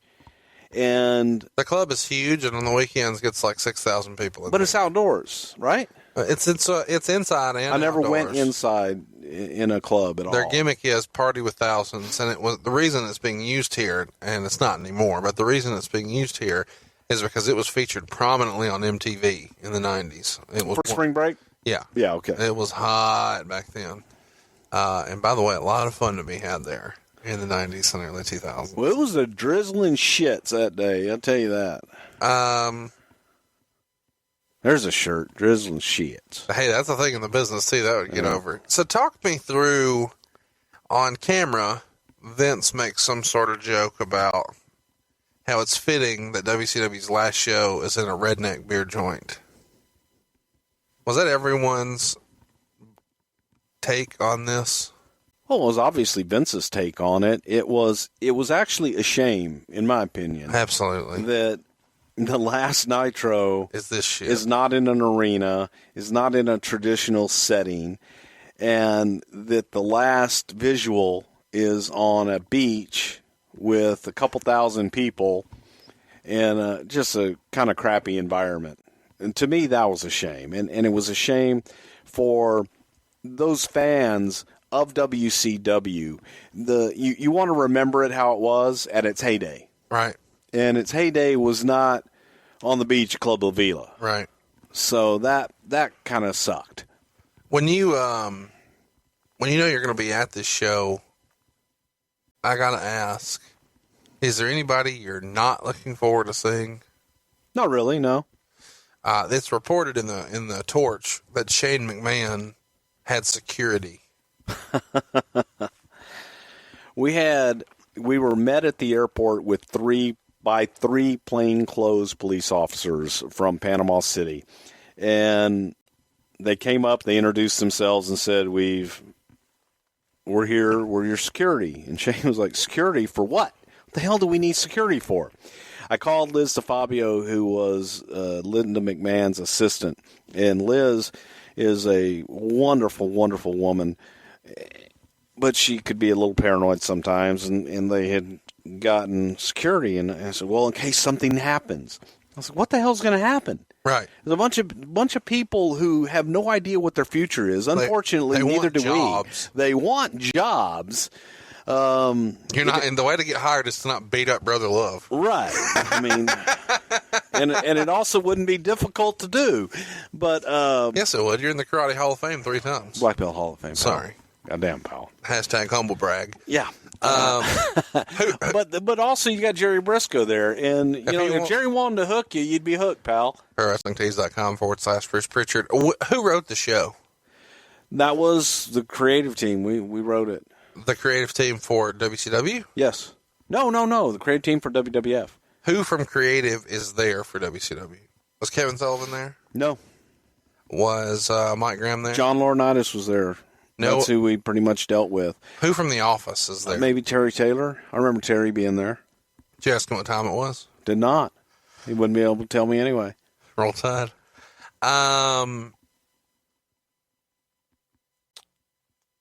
When you say we wrote the show, it's you, Heyman, Shane, Stephanie.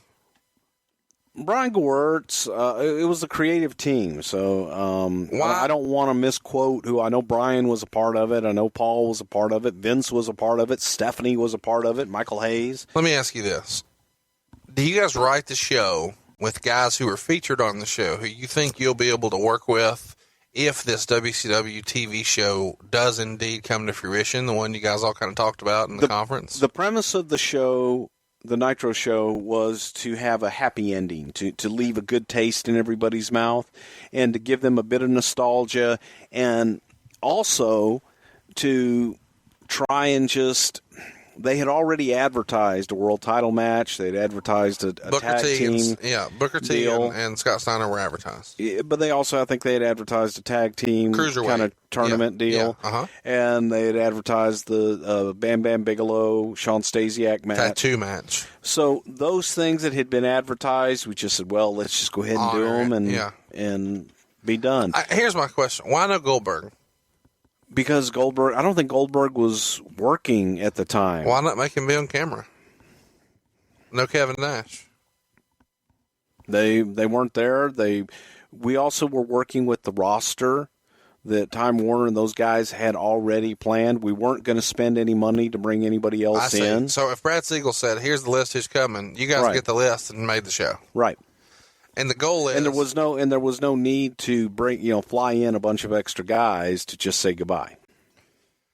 Okay, so let's talk about the actual show now. The show opens the very last Nitro, March 26, 2001, with Vince McMahon. Is that a rib? What a rib! It seems like the Isn't that biggest... great though? Well, you go back and you think about, which I'm just thinking about this now. I'm just freestyling here.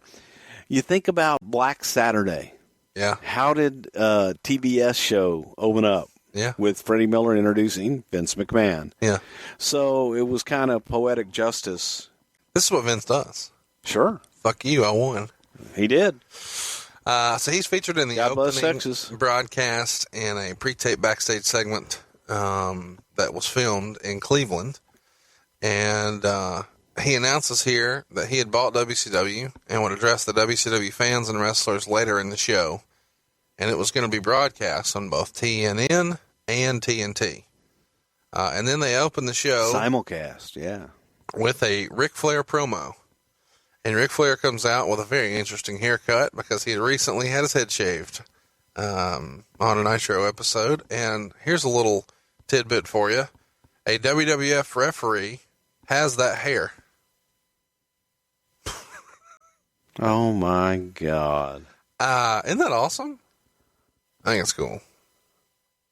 Seriously? To have another man's head shaved hair? I'm kidding. I have my daughter's lock of hair. First and second. Baby? No, I have her first and second ponytails. Wow. That my wife cut off, and then I was heartbroken. Did she lose them in a hair versus hair match? Mask versus hair match? You're too much. Did Brutus the barber come over, strut, and cut and clip that shit for her? No, I was devastated when they cut my baby girl's hair. When did you cut your hair and become a normal citizen? 1992. So this is one of Flair's better promos. Do you remember? It was great. Do you remember the promo? I do.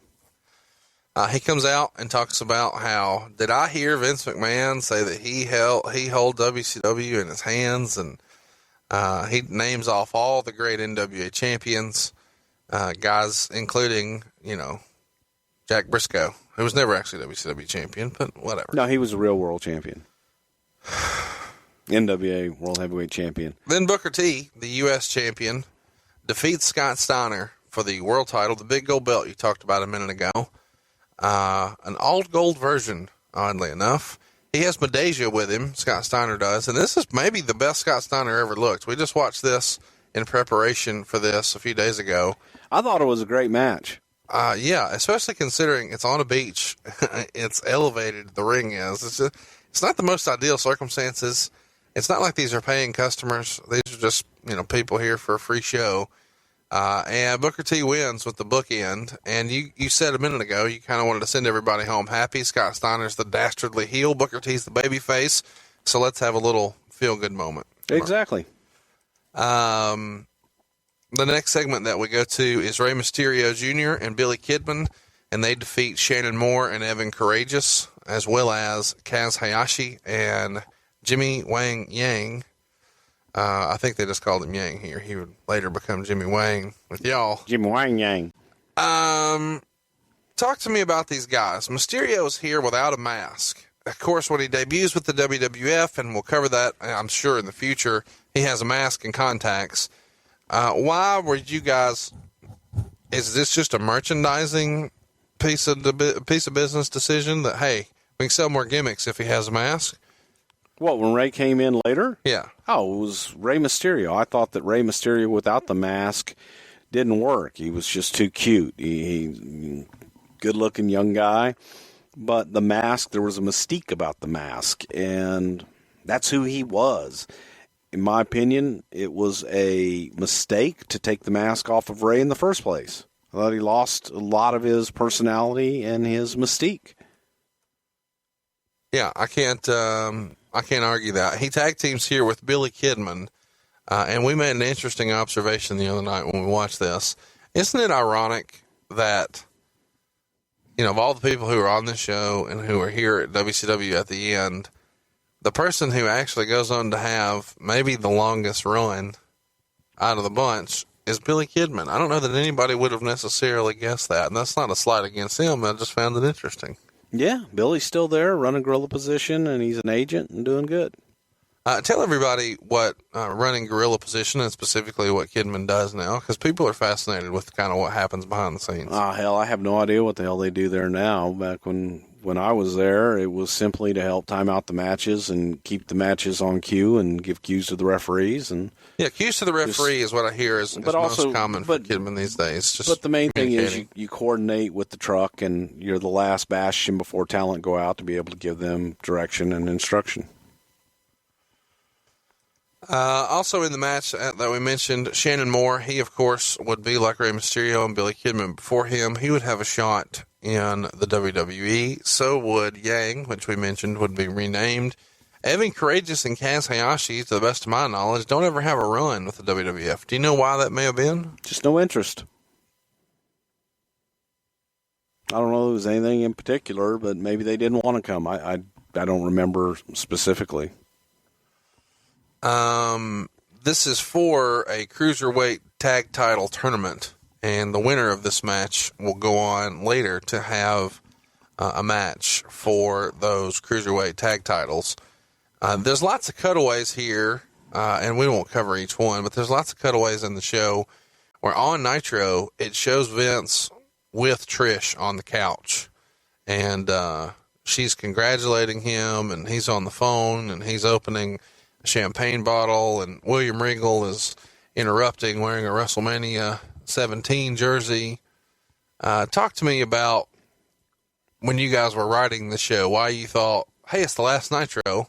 Let's put Vince making out with Trish on the show. Because it was an opportunity to plug WrestleMania 17 coming up on a completely different network. People are tuning in to TNT to watch Nitro. We now own it. We're going to plug our biggest show of the year coming up on Sunday. That's all. I'm not arguing that. But your method of doing that is showing Vince making out with Trish? That was a storyline. That was a huge storyline at the time. Why just that one and no others? Because you know what the culmination of the show is going to be, and you just want to get as much Vince on there as you can? Without a doubt. You want to build the idea was to build the anticipation at the end with Vince. Vince is gloating all the way through, and then you pull the rug out from under him at the end. So then we get the Cruiserweight title match with Sugar Shane Helms defending his Cruiserweight title against Chavo Guerrero. And you made an interesting observation when we watched this the other night. The referee for this is Scott Armstrong. Without a doubt, you had all three guys in there, and they are all producer agents for different wrestling companies out there today. You had Scott Armstrong, whom I didn't even recognize, in the ring referee, and I had to ask you, I said, who the hell is that? You said, Scott Armstrong. And, of course, I argued with you. No, it's not. It's what we do, folks. We do it in real life, too. And I'm like, oh, my God, it is. So I pause and say, how about look at his face? Because you're used to different color hair, probably. Different color hair, and he was much younger then. And so Scott is one of the lead producer agents at the WWE now. And then you got Chavo Guerrero, who's a producer agent in Lucha Underground. And then you got Shane Helms, who's a producer agent at TNA right now. So all three of these guys to end up in a very prominent role behind the scenes 16 years later in their career. Shane wins the match with a vertebreaker. When we saw this together, you made a comment about the vertebreaker. Share that with our listeners. I just hated the vertebreaker. I thought it was a dangerous move. Didn't like it. and didn't think he should use it. And told him that night not to. I did request that he not do it, yes. And but somebody else said to do it. Yeah, Shane approved it, and Shane overruled me. Shane McMahon. Lots of Shanes here. Yeah, there are. Goddamn pronouns, pal. Last names. Hey, I don't know when we'll talk about this again. Were you in the meeting when Shane Helms comes to the WWF and is told you can't be Shane? I don't know if I was in it, but I know that we discussed it. Yeah, I can't have two Shanes. It's impossible. God damn, you can't have two people with the same name. Change it. Well, I mean, it's confusing. What if we had Shane Helms wrestling Shane McMahon? Shane with an arm drag. Which one? Is that why you made him Dean Douglas, or just he owned Shane Douglas? Well, no, that was... I mean, it's pre-Shane being on TV. Yeah, it was... Do something different with him, too. Different gimmick and everything. I don't know. I'm just fascinated by that. I'm curious. What don't you like about the Vertebreaker? I just felt it was dangerous. I mean, but if because the guy giving it can't see the guy that he's giving it to. It just scares me. How's it any different from the Styles Clash? Don't like that either. Okay. Booker T gives an emotional interview when he celebrates, having both belts now, the U.S. champion and the world title, and he kind of hints that he's not done. And then we go back to more Vince and Trish. Michael Cole interferes. Michael Cole looking quite young here, 15 years. Young and slender. Tony Schiavone and Scott Hudson. By the way, Michael Cole's in phenomenal shape now. Oh, yeah. He's always been in phenomenal. Well, he had a little while there. But Tony and Scott Hudson openly ponder their futures on the show. I'm curious, as far as I know, Scott Hudson was never given a serious look by you guys. Was he? Yeah, we used him as play-by-play in the very first WCW Tony match. Schiavone, I'm sorry. Why would Tony have not? I mean, Tony is kind of the voice of WCW. I don't know. There wasn't a lot of interest in Tony. Vince was never a big fan of his work, even when he brought him in. And even back in like the 80s. Back in the 80s, Vince wasn't a fan of his work. Who made the call in the 80s to bring Tony in? Vince did. No, I get that, but you said he's not a fan. So there was somebody there saying, no, he's good. Give him a shot. Well, I was a fan of Tony's, but way back early on. So were you kind of pushing the Tony thing? It was just one of those things that happened. He was available, and I think his voice fits wrestling perfectly. I watched SummerSlam '89 recently, thinking and hoping and praying that Zeus would win, and hearing his voice on a WWF show was fun. Okay. I enjoyed it. Good. Big fan of his. All right. He's funnier than shit, too, if you get a chance to see him live. He doesn't do very much wrestling stuff anymore, but if you have an opportunity to see him at a fan fest or something like that, you should go. Tony's funny as shit. He really is. That's a witty dude. Yeah, real life Tony's funny as shit. And he's a damn good baseball play-by-play guy. Lots of talk here and rumors coming out of this show that Tony went off script and kind of went into business for himself because he's got some pretty edgy commentary here. Is he on his own there? That doesn't seem like a Tony move. It feels like a directive from you guys. Well, it was a directive from us for them to be edgy, and we wanted to give that sense of uneasy. Like it's a hostile takeover? Yes. So, I thought he did a good job on it. He did a phenomenal job. I'm just fascinated that he never gets a shot. It feels weird that he just goes away. I don't know that there was interest on his part. I don't really remember. And he also had a contract. Maybe it was one of those. He just wrote it out. Yeah, maybe. Sure, why not? No, I get it. I'm glad to see he's doing some stuff with the network now. He hadn't done anything with there in a long time, and I think in the last couple of years he started to pop up on some just segments that, he belongs there. The next segment is also some rumors and innuendo. Palumbo and O'Hare are there in a tag team title match to face Team Canada, which is Mike Awesome and Lance Storm, who you know I'm a big fan of. Chat me up about O'Hare. All three of the others go on to have runs in the WWF, and O'Hare's there for a bit too, but lots of folks really saw something in O'Hare, and he never really becomes the main event player that a lot of people think he should have been. Why do you think that would have been? Sean, unfortunately, and I saw a lot in Sean O'Hare, but he was missing it. There was that intangible it factor that Sean was missing. We tried things. We put him with Piper. We tried a lot of different things with Sean, and he never connected with the audience. He connected here in WCW. He's a big dude. He's in great shape. He's doing the swanton. He's got You say lots he connected, of but he didn't draw money. He was a guy that did moves, a big, good-looking guy. But I don't know that he necessarily connected with the audience. He was put in play. He wasn't put on top. Hypothetically, if they put him in a vest and gave him a Superman punch, could they make him look strong? We tried that. We tried a lot of things with him. I was making a Roman Reigns. I know what you were making, but again, it doesn't fit. I think Roman has more charisma. Oh, I'm not arguing that. I think Roman's tremendous. I'm just saying, you're saying Sean didn't connect with the audience. He doesn't. He didn't. He never made that connection with the audience. They didn't care enough to boo him out of the building. Thank you. They care enough to boo Roman out of the building. They care about Roman. Look, they didn't care about Sean. We don't ever talk about the current product, but real quick, have you ever seen a phenomenon like Roman Reigns in your life? I love it. Now, he's a phenomenal wrestler, and I think half the people booing him don't even know why they're booing him. They don't know. They just think the it's thing cool. to do. Yeah. I mean, I'm just fascinated by that. But I go back Half to the the same people- analogy that at least they react to him. Half of my Smart Mark wrestling fan friends who tell me they don't like Roman Reigns, if I say, why don't you like him? They don't know what to say. Right. Boo, I just don't like him. Well, what don't you like? I don't know. Oh, yeah. No, you know what we'll do one day, and I will talk about the travesty that is the whole Roman Reigns, why people think they don't like him. Yeah, we'll get into that another time. I do want to state clearly for the record, Roman Reigns is a hell of a nice guy. I've had an opportunity to meet him a few times. He could not be nicer. Great family, great dude. Rick thinks the world of him. He's always been super cool to me. Hard worker. Gets a bad rap. Okay, so this match is over. O'Hare wins with the Swanton Bomb. And then we get a review of the Stasiak Bigelow feud.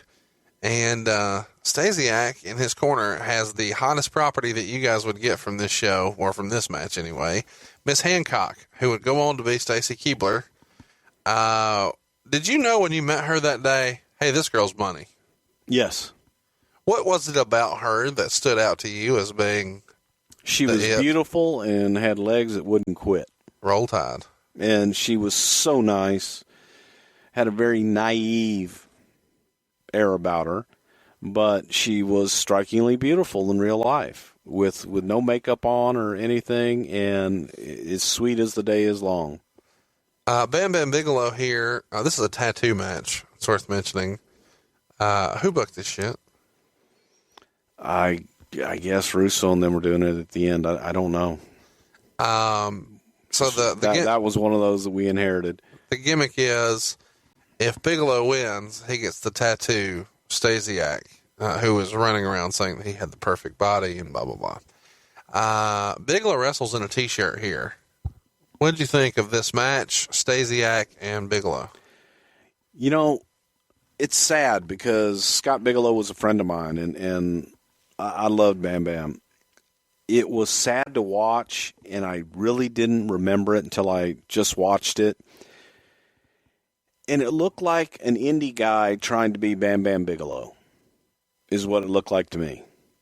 Because he had the big T-shirt on. He didn't move like Bam Bam did. He was heavy. He was really heavy. And it just wasn't the Bam Bam Bigelow that I remembered.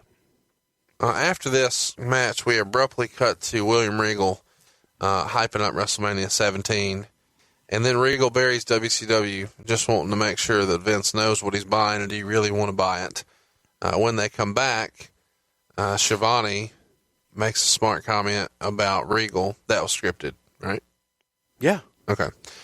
DDP gives an interview where he promises bigger and better things and thanks the audience for allowing him to be Diamond Dallas Page. It was a pretty cool segment. I'm glad that they allowed him the opportunity to speak to the audience because he was Mr. WCW there for a little bit.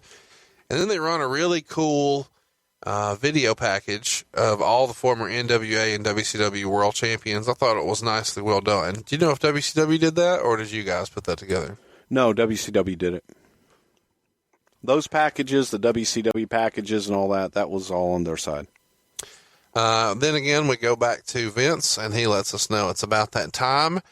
And then we get another match. We get Elix Skipper and Kid Romeo tagging against Rey Mysterio and Billy Kidman for what is probably the ugliest set of tag team title belts in history. The WCW Cruiserweight tag titles shortly lived. They don't get a lot of play here.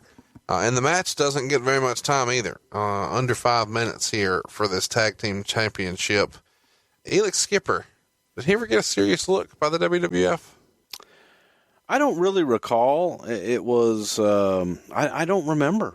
He was phenomenal in him, TNA, the early days of TNA. He was I don't know what happened. Really underrated. I think he was based out of Atlanta, and a lot of people will remember him for famously walking the top of the TNA cage when they had the 6 sides of steel there, and then doing a Hurricane Rana off the top. Rey Mysterio, Kidman, of course, everybody knows they had success in the WWF. And I don't know when we'll talk about him again. Somebody said I would say that, and I did. Kid Romeo. Your thoughts on Mr. Kid Romeo? Don't really have any. Me neither. Let's move along.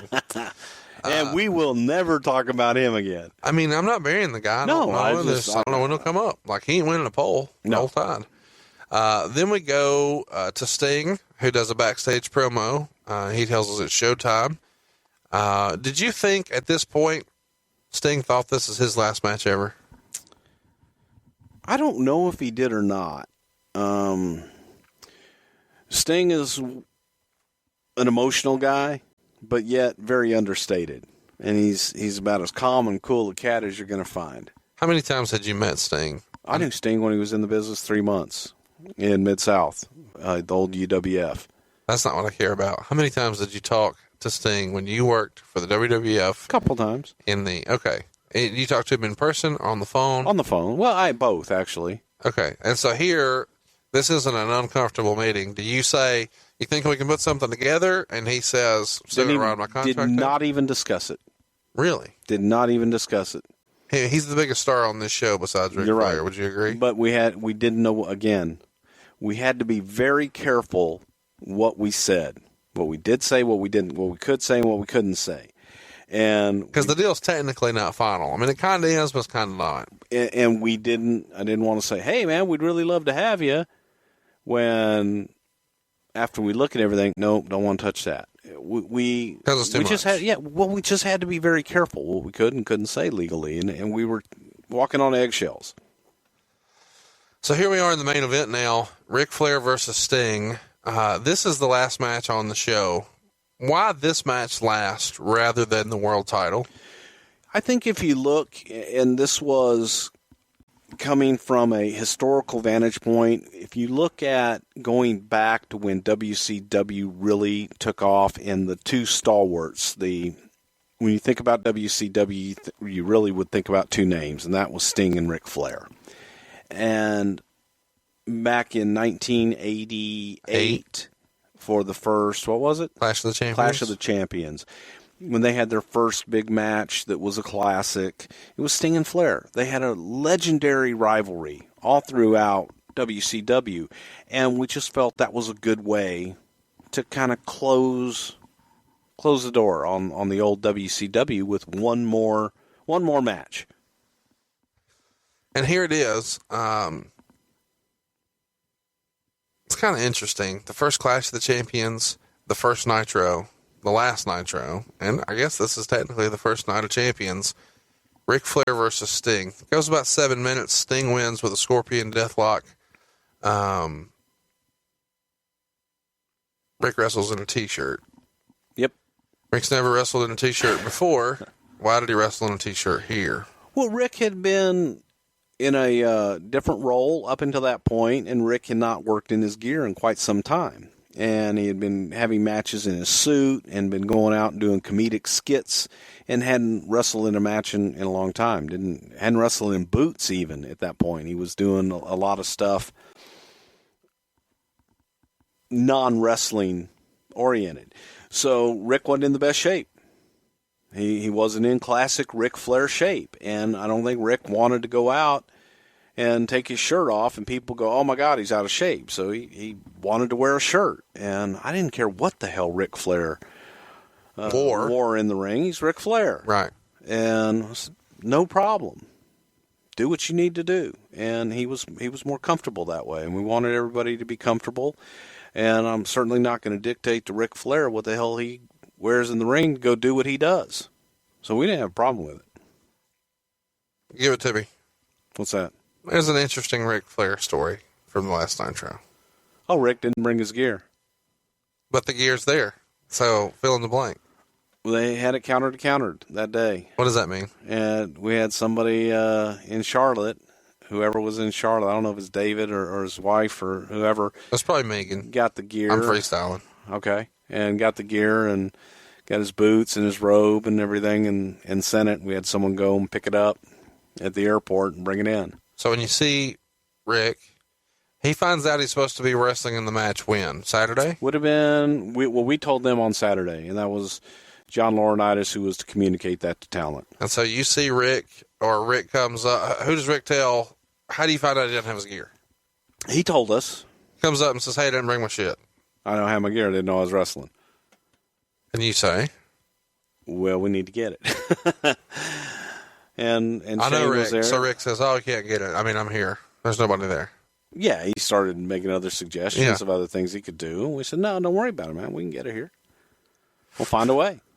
And we did. He just really did not want to, not wrestle, but he was self-conscious of the way he looked. You know, Rick has always been self-conscious, and he is his own worst critic. And I used to say to him all the time, I said, man, you're Ric Flair. Yeah. Just go out and be Ric Flair. Right. You're it. They'll forgive you. Yeah. And there wasn't a whole lot to forgive. He's Ric Flair. Yeah. So, roll tide, and he went out and performed and gave him one last hurrah, so we thought. At the end of the match, the two men embrace, and it feels like a good ending for Nitro, except for, and this is maybe only me saying this, Tony Schiavone doesn't get to say goodbye. Okay. Do you think he deserved that? Well, it's not about what he deserves. It was about telling a story, and frankly, it was about giving one last plug to WrestleMania. I get all that, Bruce, but if you're saying we wanted to book it for a feel good, but we weren't looking for goodbyes here. We didn't want to say goodbye. We're never going to have WCW again. Okay, because fair here enough. was a brand that we wanted to keep going and do a show. So if Tony Schiavone says goodbye, feels well like then the okay, end. goodbye. Yeah, and we didn't want it to feel like the end. We wanted to be continued at the end of that show. So the simulcast begins, and Vince has Lillian Garcia introduce him again, and he's in the middle of the ring and says that the deal's done, but he's yet to sign the contract, and that Ted Turner himself is going to have to walk that contract down the ramp at WrestleMania to him, and he takes full credit for winning the Monday Night War and says that the only way to beat a billionaire is to become one yourself, and that he didn't do it with the help from anyone. He did it all by himself. And then he starts talking about his match at WrestleMania 17. He threatens to choke the life out of Shane, just like he did WCW. And then he asked the WWF fans in attendance in Cleveland which WCW stars they wanted in the new WCW. And he does a thumbs up, thumbs down deal here. Hulk Hogan, Lex Luger, Buff Bagwell, Booker T, Big Papa Pump. A Goldberg chant breaks out, but it doesn't address it. Sting, and then Goldberg. The crowd probably went the most insane for Goldberg, and given what we've seen here in 2016, makes a lot of sense. As he runs through the list, though, Hulk Hogan gets another shot. Lex Luger does not. Buff Bagwell is there for a cup of coffee. Booker T's there. Big Papa Pump's there. Sting eventually. And then at the end, he finishes by saying that he's firing everyone associated with WCW and claiming that WCW will stay buried. And then Shane's music hits, and he appears in front of the live Panama City crowd for Nitro, And this is a pretty big deal when this happens. And he says the name on the contract is McMahon, and that it is signed, but it's Shane McMahon, not Vince McMahon. And then they run a promo on both shows, including Nitro, for WrestleMania 17. I'm fascinated by this because, and I only learned this in doing my research here, Vince asked Siegel about this simulcast possibility and was supposedly surprised at how easily he agreed to this. When do you find out that the simulcast is an idea and then, hey, it's happening? Probably Thursday or Friday. So right after the deal's made. Okay. Yeah. Triple H was given credit for the idea of the simulcast. How fucking genius is that? Oh, it's a great idea. I don't know who came up with it. If he did, it was a great idea. Supposedly, Vince did not get permission to run this WrestleMania commercial at the end of Nitro. It wasn't agreed upon. But I guess at this point, he's bought the damn thing. What are they going to do? Right. Pretty slick. Well, you got to promote your show. The word on the street is that Shane was very down to earth and friendly to everyone. Just a good dude. Shane is a down to earth good dude. But even the WCW guys are reporting that at the time. They were obviously nervous about that. Supposedly no intimidation or weird games or head games. And a lot of people have painted Vince with that picture over the years, but not the case here for Shane. No, Shane's a good dude. I mean, he is. Supposedly Shane Douglas no-shows the show. That's what the Torch reports. Do you remember him being written onto the show? I do not. Did anyone notice he wasn't there? Nope. Also, allegedly, Buff Bagwell and Lex Luger were there, but left before the show started. They were there, yeah, and they asked to leave. And they weren't booked. Nope. So when you guys so Siegel sends them, and when you guys write the show, you leave them off. Why is that? Because we put Flair and Sting on, which were not on the show originally, working. So we put them on, and we added Shane. We didn't have room to put everybody that they had there on the show. It just feels... So think about it. We added 2 huge segments to the show. And we couldn't use everybody anyway. Obviously, I'm a big Shane Helms fan. Shout out to Shane for listening. But why would you just bump Shane Helms and Chavo Guerrero to get Lex Luger on TV one more time? Why? Were they involved in some angle they had promoted? It's a WCW show. It's the last one. It's Lex Luger. Well, again, we couldn't get everybody on the show. No shit. All right, backstage, Tori Wilson's there. She doesn't work for the company at the time. She's just visiting her boyfriend, Billy Kidman. Bob Ryder's there. Jeff Jarrett's there. She didn't work for WCW? Not at the time. Oh. B. Brian Blair, Road Dogg. Who else was there? I'm getting there. Okay, go ahead. I just said his name, you dick. Pay attention. Dory Funk Jr. All those guys were there. Was Dory Funk... You know what? We didn't put Dory Funk Jr. on the show either. He was never in WCW, was he? He was an NWA World Heavyweight Champion. Was he just down there because he was kind of local? He lived... Because he was training down there? Yeah. Do you have a Dory Funk Jr. impression? No. Would anybody notice if you did?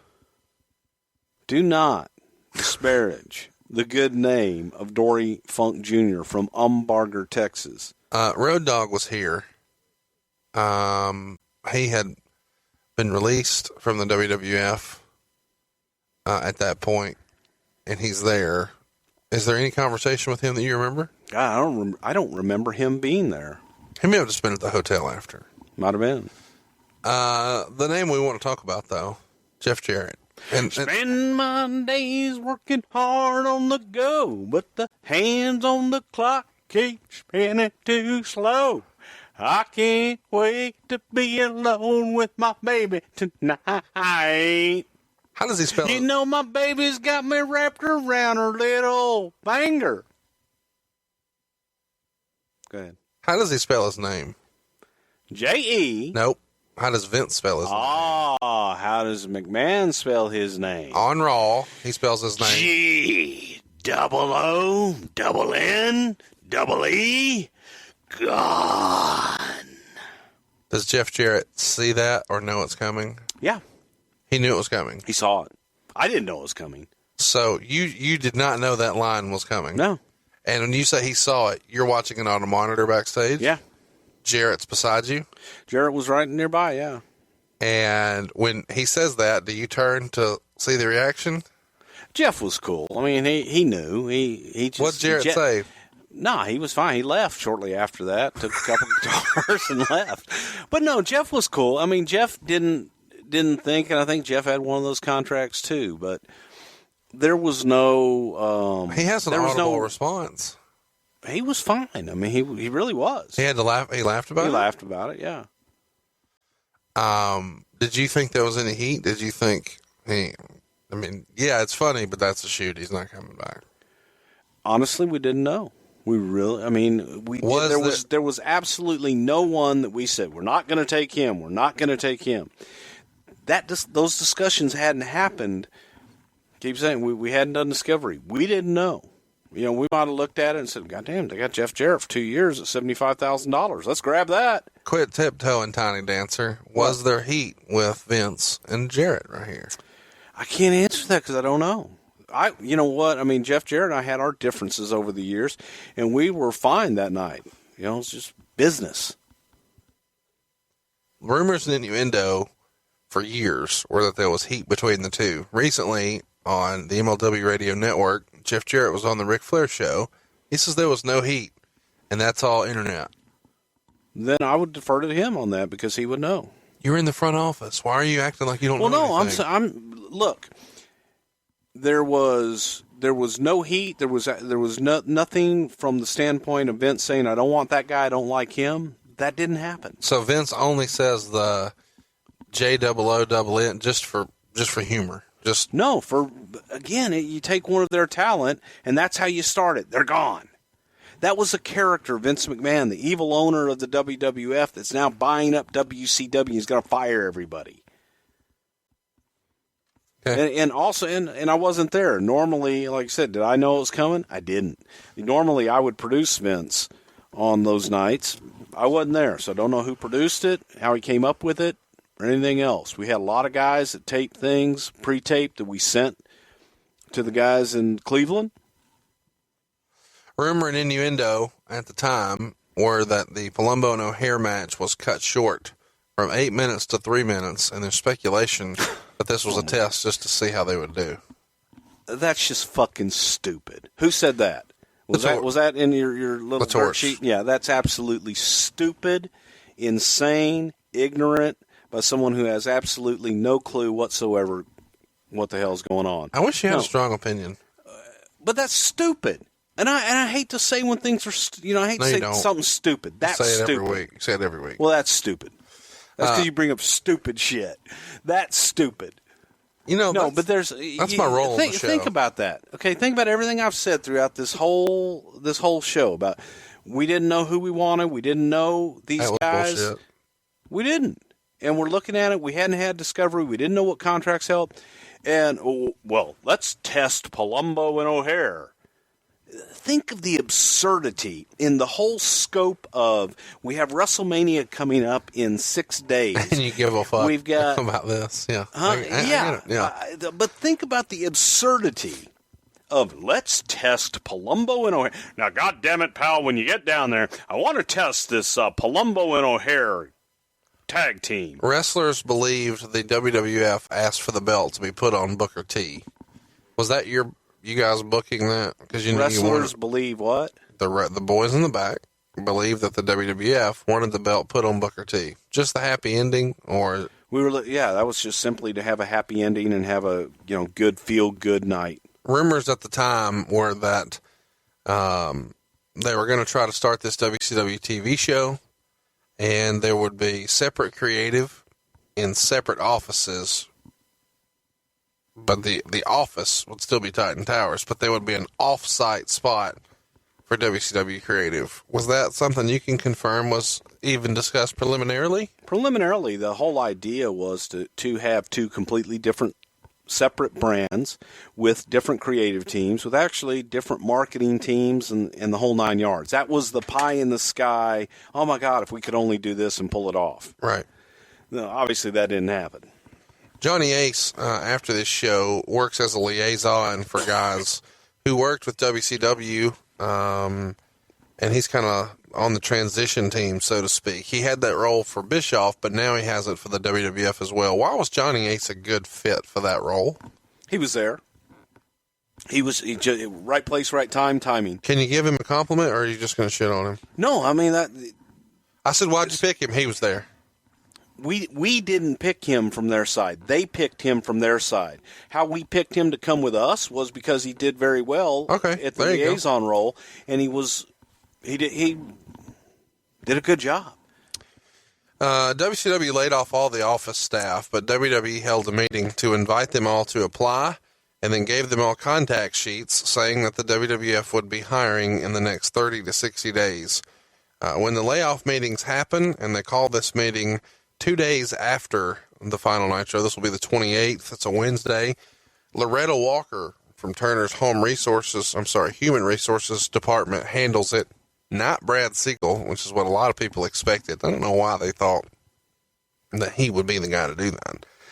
Supposedly, though, Bruce, I want to get your take on this. It was a test to all those employees. That's what it was. They were testing them. As they're going through all the names and trying to pair everybody off with an HR rep to talk about their exit, everyone laughs when they read off the name Vince Russo, and then they booed. Do you find this a little silly? Yeah, come on. At the end of the meeting, by the way, this meeting is not held in the office. It's held at the power plant. And as a rule of thumb, if your company tells everyone to come to another building for a big meeting, that's a sign.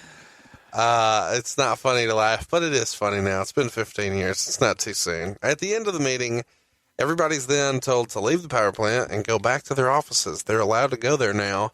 And when they arrive, they find boxes to pack their things. God, what a way to find out your future. That's horrible. And security escorts everyone out. The Torch reported at the time, a group of former WCW employees have contacted a lawyer and are considering filing a class action lawsuit against Time Warner, citing mental anguish, and the company had placed that on them during the sale process. Do you find that a little ridiculous? Yes, I do.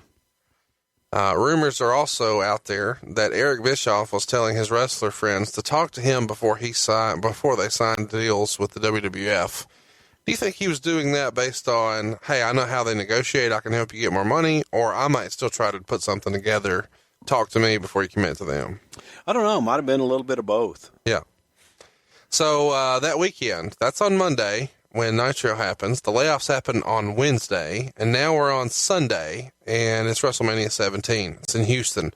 Several WCW guys were shown in a luxury box. Sean Stasiak, Chavo Guerrero, Lance Storm, Mike Awesome, Mark Jindrak, Sean O'Hare, Chuck Palumbo, Mike Sanders, Hugh Morris, Miss Hancock, and Johnny Ace are all there and on camera. And the rumor and innuendo are that Stasiak already had heat by this point because he had done some sort of primitive form of a podcast and said, yeah, WCW guys are going to be there. We're on the show. Do you remember that?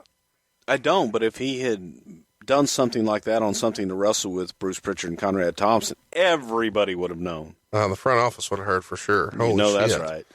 Then he'd really have heat. Not too long after that, about a week or so later, on April 5th, ECW's parent company, HHG, files for bankruptcy.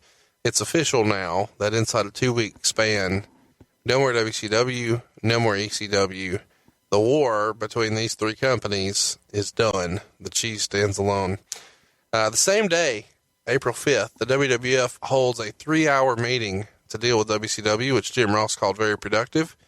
And the first WCW TV taping was supposed to happen on May 9th in Trenton, New Jersey. And the plan was to air it on May 12th from 11 p.m. to 1 a.m. on TNN. This is the WCW show that the WWF was hoping to put together. And then later they discussed taping on Saturday night and airing it later that same night live to tape.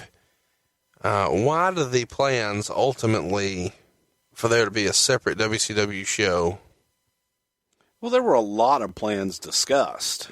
There was discussion of having the Monday Night Raw slot be WCW and the SmackDown spot be WWF. There were a lot of different plans that were discussed, and obviously a lot of them scrapped and different things that came up. I really don't know what the hell the talk is of an 11 p.m. to 1 a.m. show on TNN.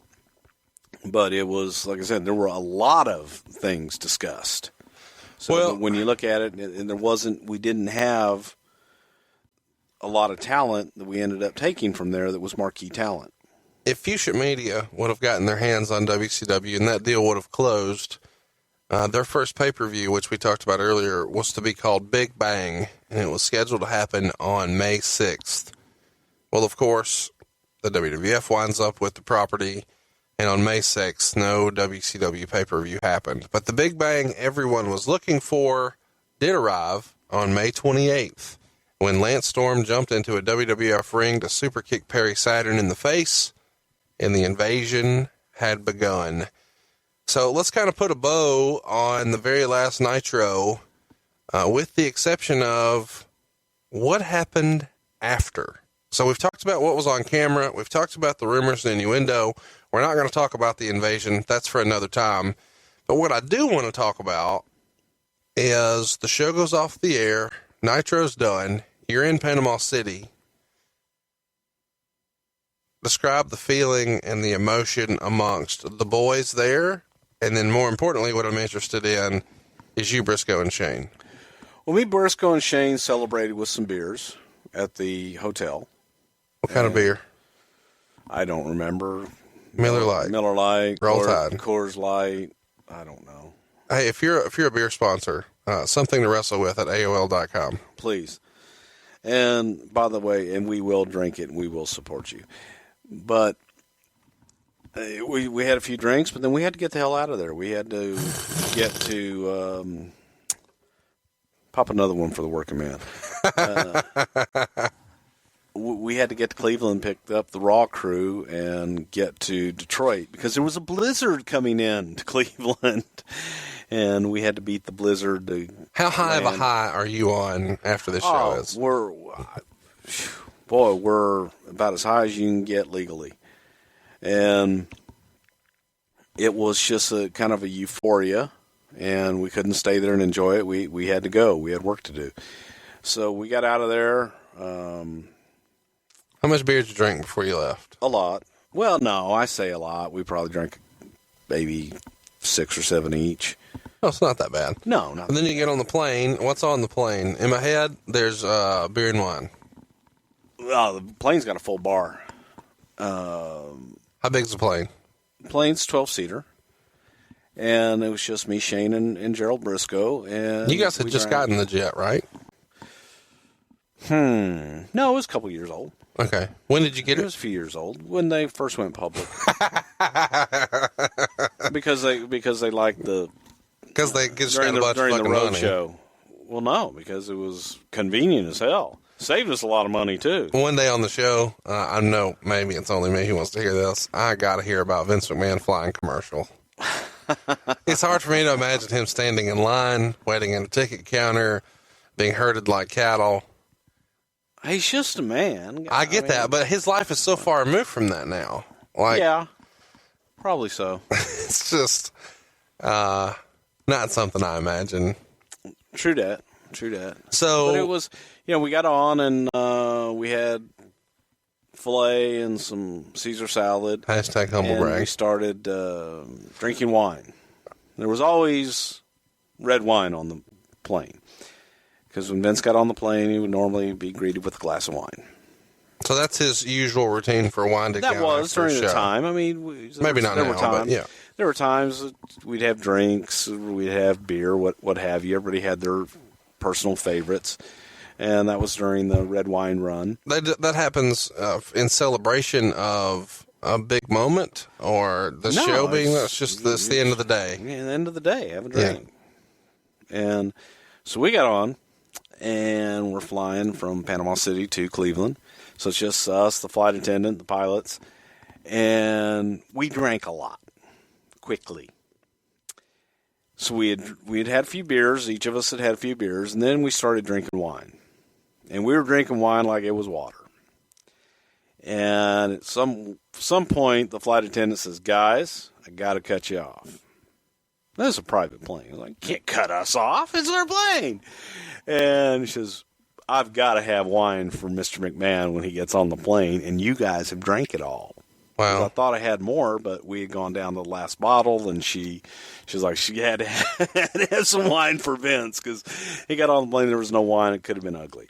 So we started, we broke into the Jack Daniels, gargled a little Jack. Gargle? Why'd you gargle? I don't know. I know it's a thing in the Because I'm business. with two crazy people. I'm with Shane and Gerald Briscoe, and they were gargle, pussy. And and I don't like Jack Daniels, and I was doing Who shots does? of Jack. Horrible. I was drinking shots of Jack and gargling it, and we're drinking Jack. We'd already drank, I don't know how many bottles of wine. We drank a lot. And then we switched to beer. And we land in a blizzard. And it was ugly. And we get there, and everybody gets on the plane. It's a 12-seater plane, and there were 13 of us. Freestyle, who's on there? I know you don't remember all the names. God, I don't remember. Brian, Stephanie, Vince, Michael, Dave Lagana. I don't know. Okay. But I stood. I do remember that. Why? Because there were only 12 seats. 13 and there were folks 13 on a of 12-seater. us. Got it. And I remember Vince holding me up. We were taking off and landing, which was funny as shit. What kind of plane was it? A Challenger, I think. Okay. But it's a good-sized plane. And I probably could have gone in and sat in the bathroom, but why when you can stand up? Yeah. And you're drunk. Sure. But Jerry Briscoe was frisky, and Jerry started taking people down and grappling on the plane, and it was a lot of fun. It was one of the most drunk I've ever been. Yeah. Most drunk I've ever been in my life. Not but one of. I still remember it. So that's where were y'all going? We were going to Detroit for SmackDown. How crazy is that? Yeah, another day was like, okay, that's over. That was last night. We got SmackDown to do. We got WrestleMania in a few days. Is that one of the craziest weeks of your life? Yeah, they were all crazy. But this is Houston, so it's your hometown. Houston? The hell are you talking about? WrestleMania 17. Oh, shit. I'm like going, it was in fucking Houston. How the hell did you get to Houston? Yeah. By plane, usually. Yeah. So, Panama City. To Detroit. Well, Cleveland for Raw. Oh. Panama City. Back to Cleveland. To Detroit. Back, I think. To Stamford. Went back to Stamford, then I flew to Houston. Then Houston. And you were, because you're familiar with the Houston market, you were heavily involved in other promotional things. We'll talk about that another time. And then you're in the fucking gimmick battle royal. So you've got a lot going. And you could argue, and I mean, I don't guess I have to argue with you. It's you do, though. Or the second biggest WrestleMania ever at that time. Is 3 bigger or is 17? 3 was bigger in people, but 17 was bigger. And we had Fan Fest, and we had everything going on there. We were buying $600,000 steers and stuff like that. But we'll talk about that later. So, WrestleMania 17, a topic for another show. The Invasion, a topic for another show. But wow, this was what happened when the WWF bought WCW and the final Nitro went down on March 26, 2001. You voted for this topic and it won in overwhelming fashion. And now we're going to give you a chance to plug and promote notarib.com because this is what will happen when April 1st. You come to April 1st at Back Booth right after the NXT show, just a couple of blocks away. It's going to be Bruce Prichard. It's going to be Conrad Thompson. We are not recording it. We get lots of tweets about this. That show will not be posted on the internet ever. The only way that you are going to be able to experience us live is on April 1st in Orlando at Back Booth. And the only way that you can experience it is by going to notarib.com to get your tickets. We still got VIP tickets available. We also have general admission. It's a standing room only venue. This is going to be very unique, and it's going to be very interactive. And that's the only way that they can get tickets, right, Conrad? Notarib.com is the only place you can buy the tickets, but we're actually going to give away a pair of the tickets. What? I'll do it out of my money if you make me. Here's what I got in mind. I want everybody listening right now to go through your WWF Google machine and find what you think was definitely a rib. And then I want you to tweet that at Prichard Show and use the hashtag #NotARib. And if you have the funniest picture using the hashtag #NotARib and tweeted at Prichard Show, we're going to pick one winner next week, and you're going to get 2 VIP tickets. Now you got to be going to WrestleMania weekend in Orlando. But if they had tickets, this would be a good reason for them to go. Why not? Why not? We're going to give you a shout out on the show. Free tickets, and you get to come in early. You get to meet Bruce. You get to get your picture made. It's going to be a big time, and we're giving away these tickets, but you can go ahead and buy them right now at notarib.com. And the only place to get them is notarib.com. It's back booth. It's 2 blocks away from NXT. You don't have to pick. You can make this the best WrestleMania weekend ever. You can do the Hall of Fame. You can do NXT. And you don't have to get a cab. You don't have to get an Uber. Walk 2 blocks. Bam. You're at back booth. We're going to have a great time. We will have a guest. We're not going to tell you who. There will be guests. We're not going to tell you who they are. We're not going to record the show. It's never going to be posted. This show's getting us more heat than we ever planned. We can tell you who won't be there, folks. If the list is long and we don't have enough time. There will be a certain group of folks who will not be there, but they will be scrolling the internet looking to see what we said. So we are not recording it. We will be drinking. This is not probably going to be the most polite show we've ever done. So we don't bury ourselves completely. No recording devices, by God. Notarib.com. Check it out. Grab these tickets. This show's going to sell out. It's already on track to sell out.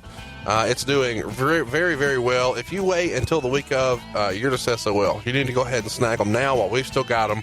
Notarib.com. And what we've got coming up this Sunday at Prichard Show is the poll.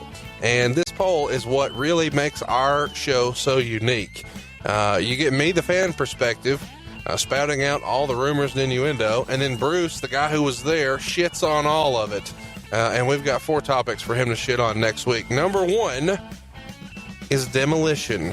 And here comes the axe, here comes the smasher, their demolition, walking disaster. I don't know if that's a song or not, but it's close. Before you know it, the New Day may or may not pass the Demolition's long-standing record of number of days as the tag team champions, and we felt like this is probably one of our more requested topics, and it's also pretty timely with the New Day being in there. So topic number 1 is demolition, and if you want to hear about all things Axe and Smash and Crush, be sure to vote for that at Prichard Show. Poll's going up on Sunday, coming down early Tuesday morning. Check it out at Prichard Show. Poll topic number 2, Bruce, Eric Bischoff in the WWE. This seems like a timely thing to talk about because we covered the very last Nitro this week, and Bischoff almost got control of WCW. That didn't happen. But what did happen is something that shocked everybody. Bischoff on Raw. What might we talk about if Bischoff on Raw wins, Bruce? Well, we might talk about those that wanted to work with Eric and those that didn't want to work with Eric. We'll talk about the perceived heat and those that were, for and against Eric even coming in at all. But Eric had a good run there, and he's on the MLW Radio Network. You can enjoy Eric right here on the MLW Radio Network each week as well. So he's a member of the family and a good friend. Topic number 3 will be the Royal Rumble from 1997. This is going to be the 20-year anniversary of that show, and it's back at the same place, the Alamo Dome in San Antonio. And a lot of people called this the breakout performance that really helped make Stone Cold Steve Austin what it would lead to, I believe, to be the catalyst for the beginning of the Attitude Era. I think you can circle back to right here and say, hey, this might be the start of it. One of my favorite Royal Rumbles, because it was in my home state of Texas. You had Shawn Michaels and Sid in the main event, the homecoming of Shawn winning the title from the big, nasty, vicious Sid. Plus, we also had involvement from the AAA group in Mexico, the Lucha Libre. We had Mil Mascaras involved in it. It was a magnificent event with a lot of backstory.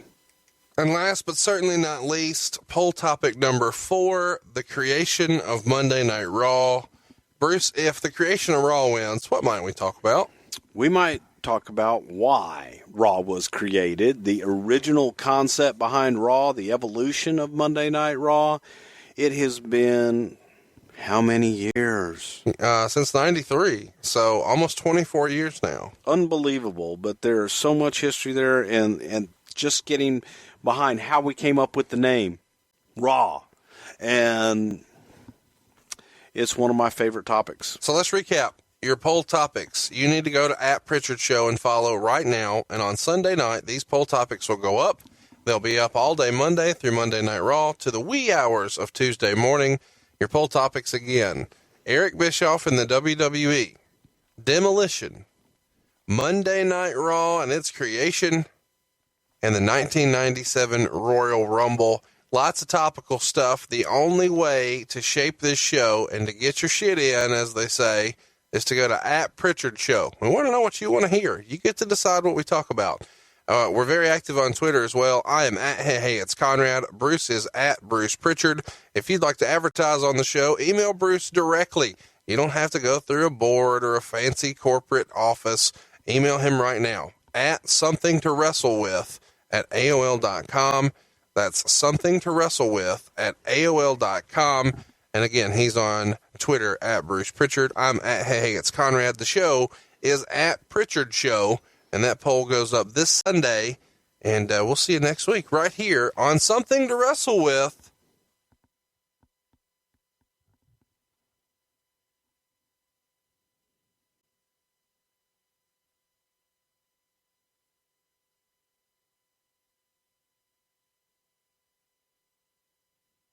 Bruce Prichard.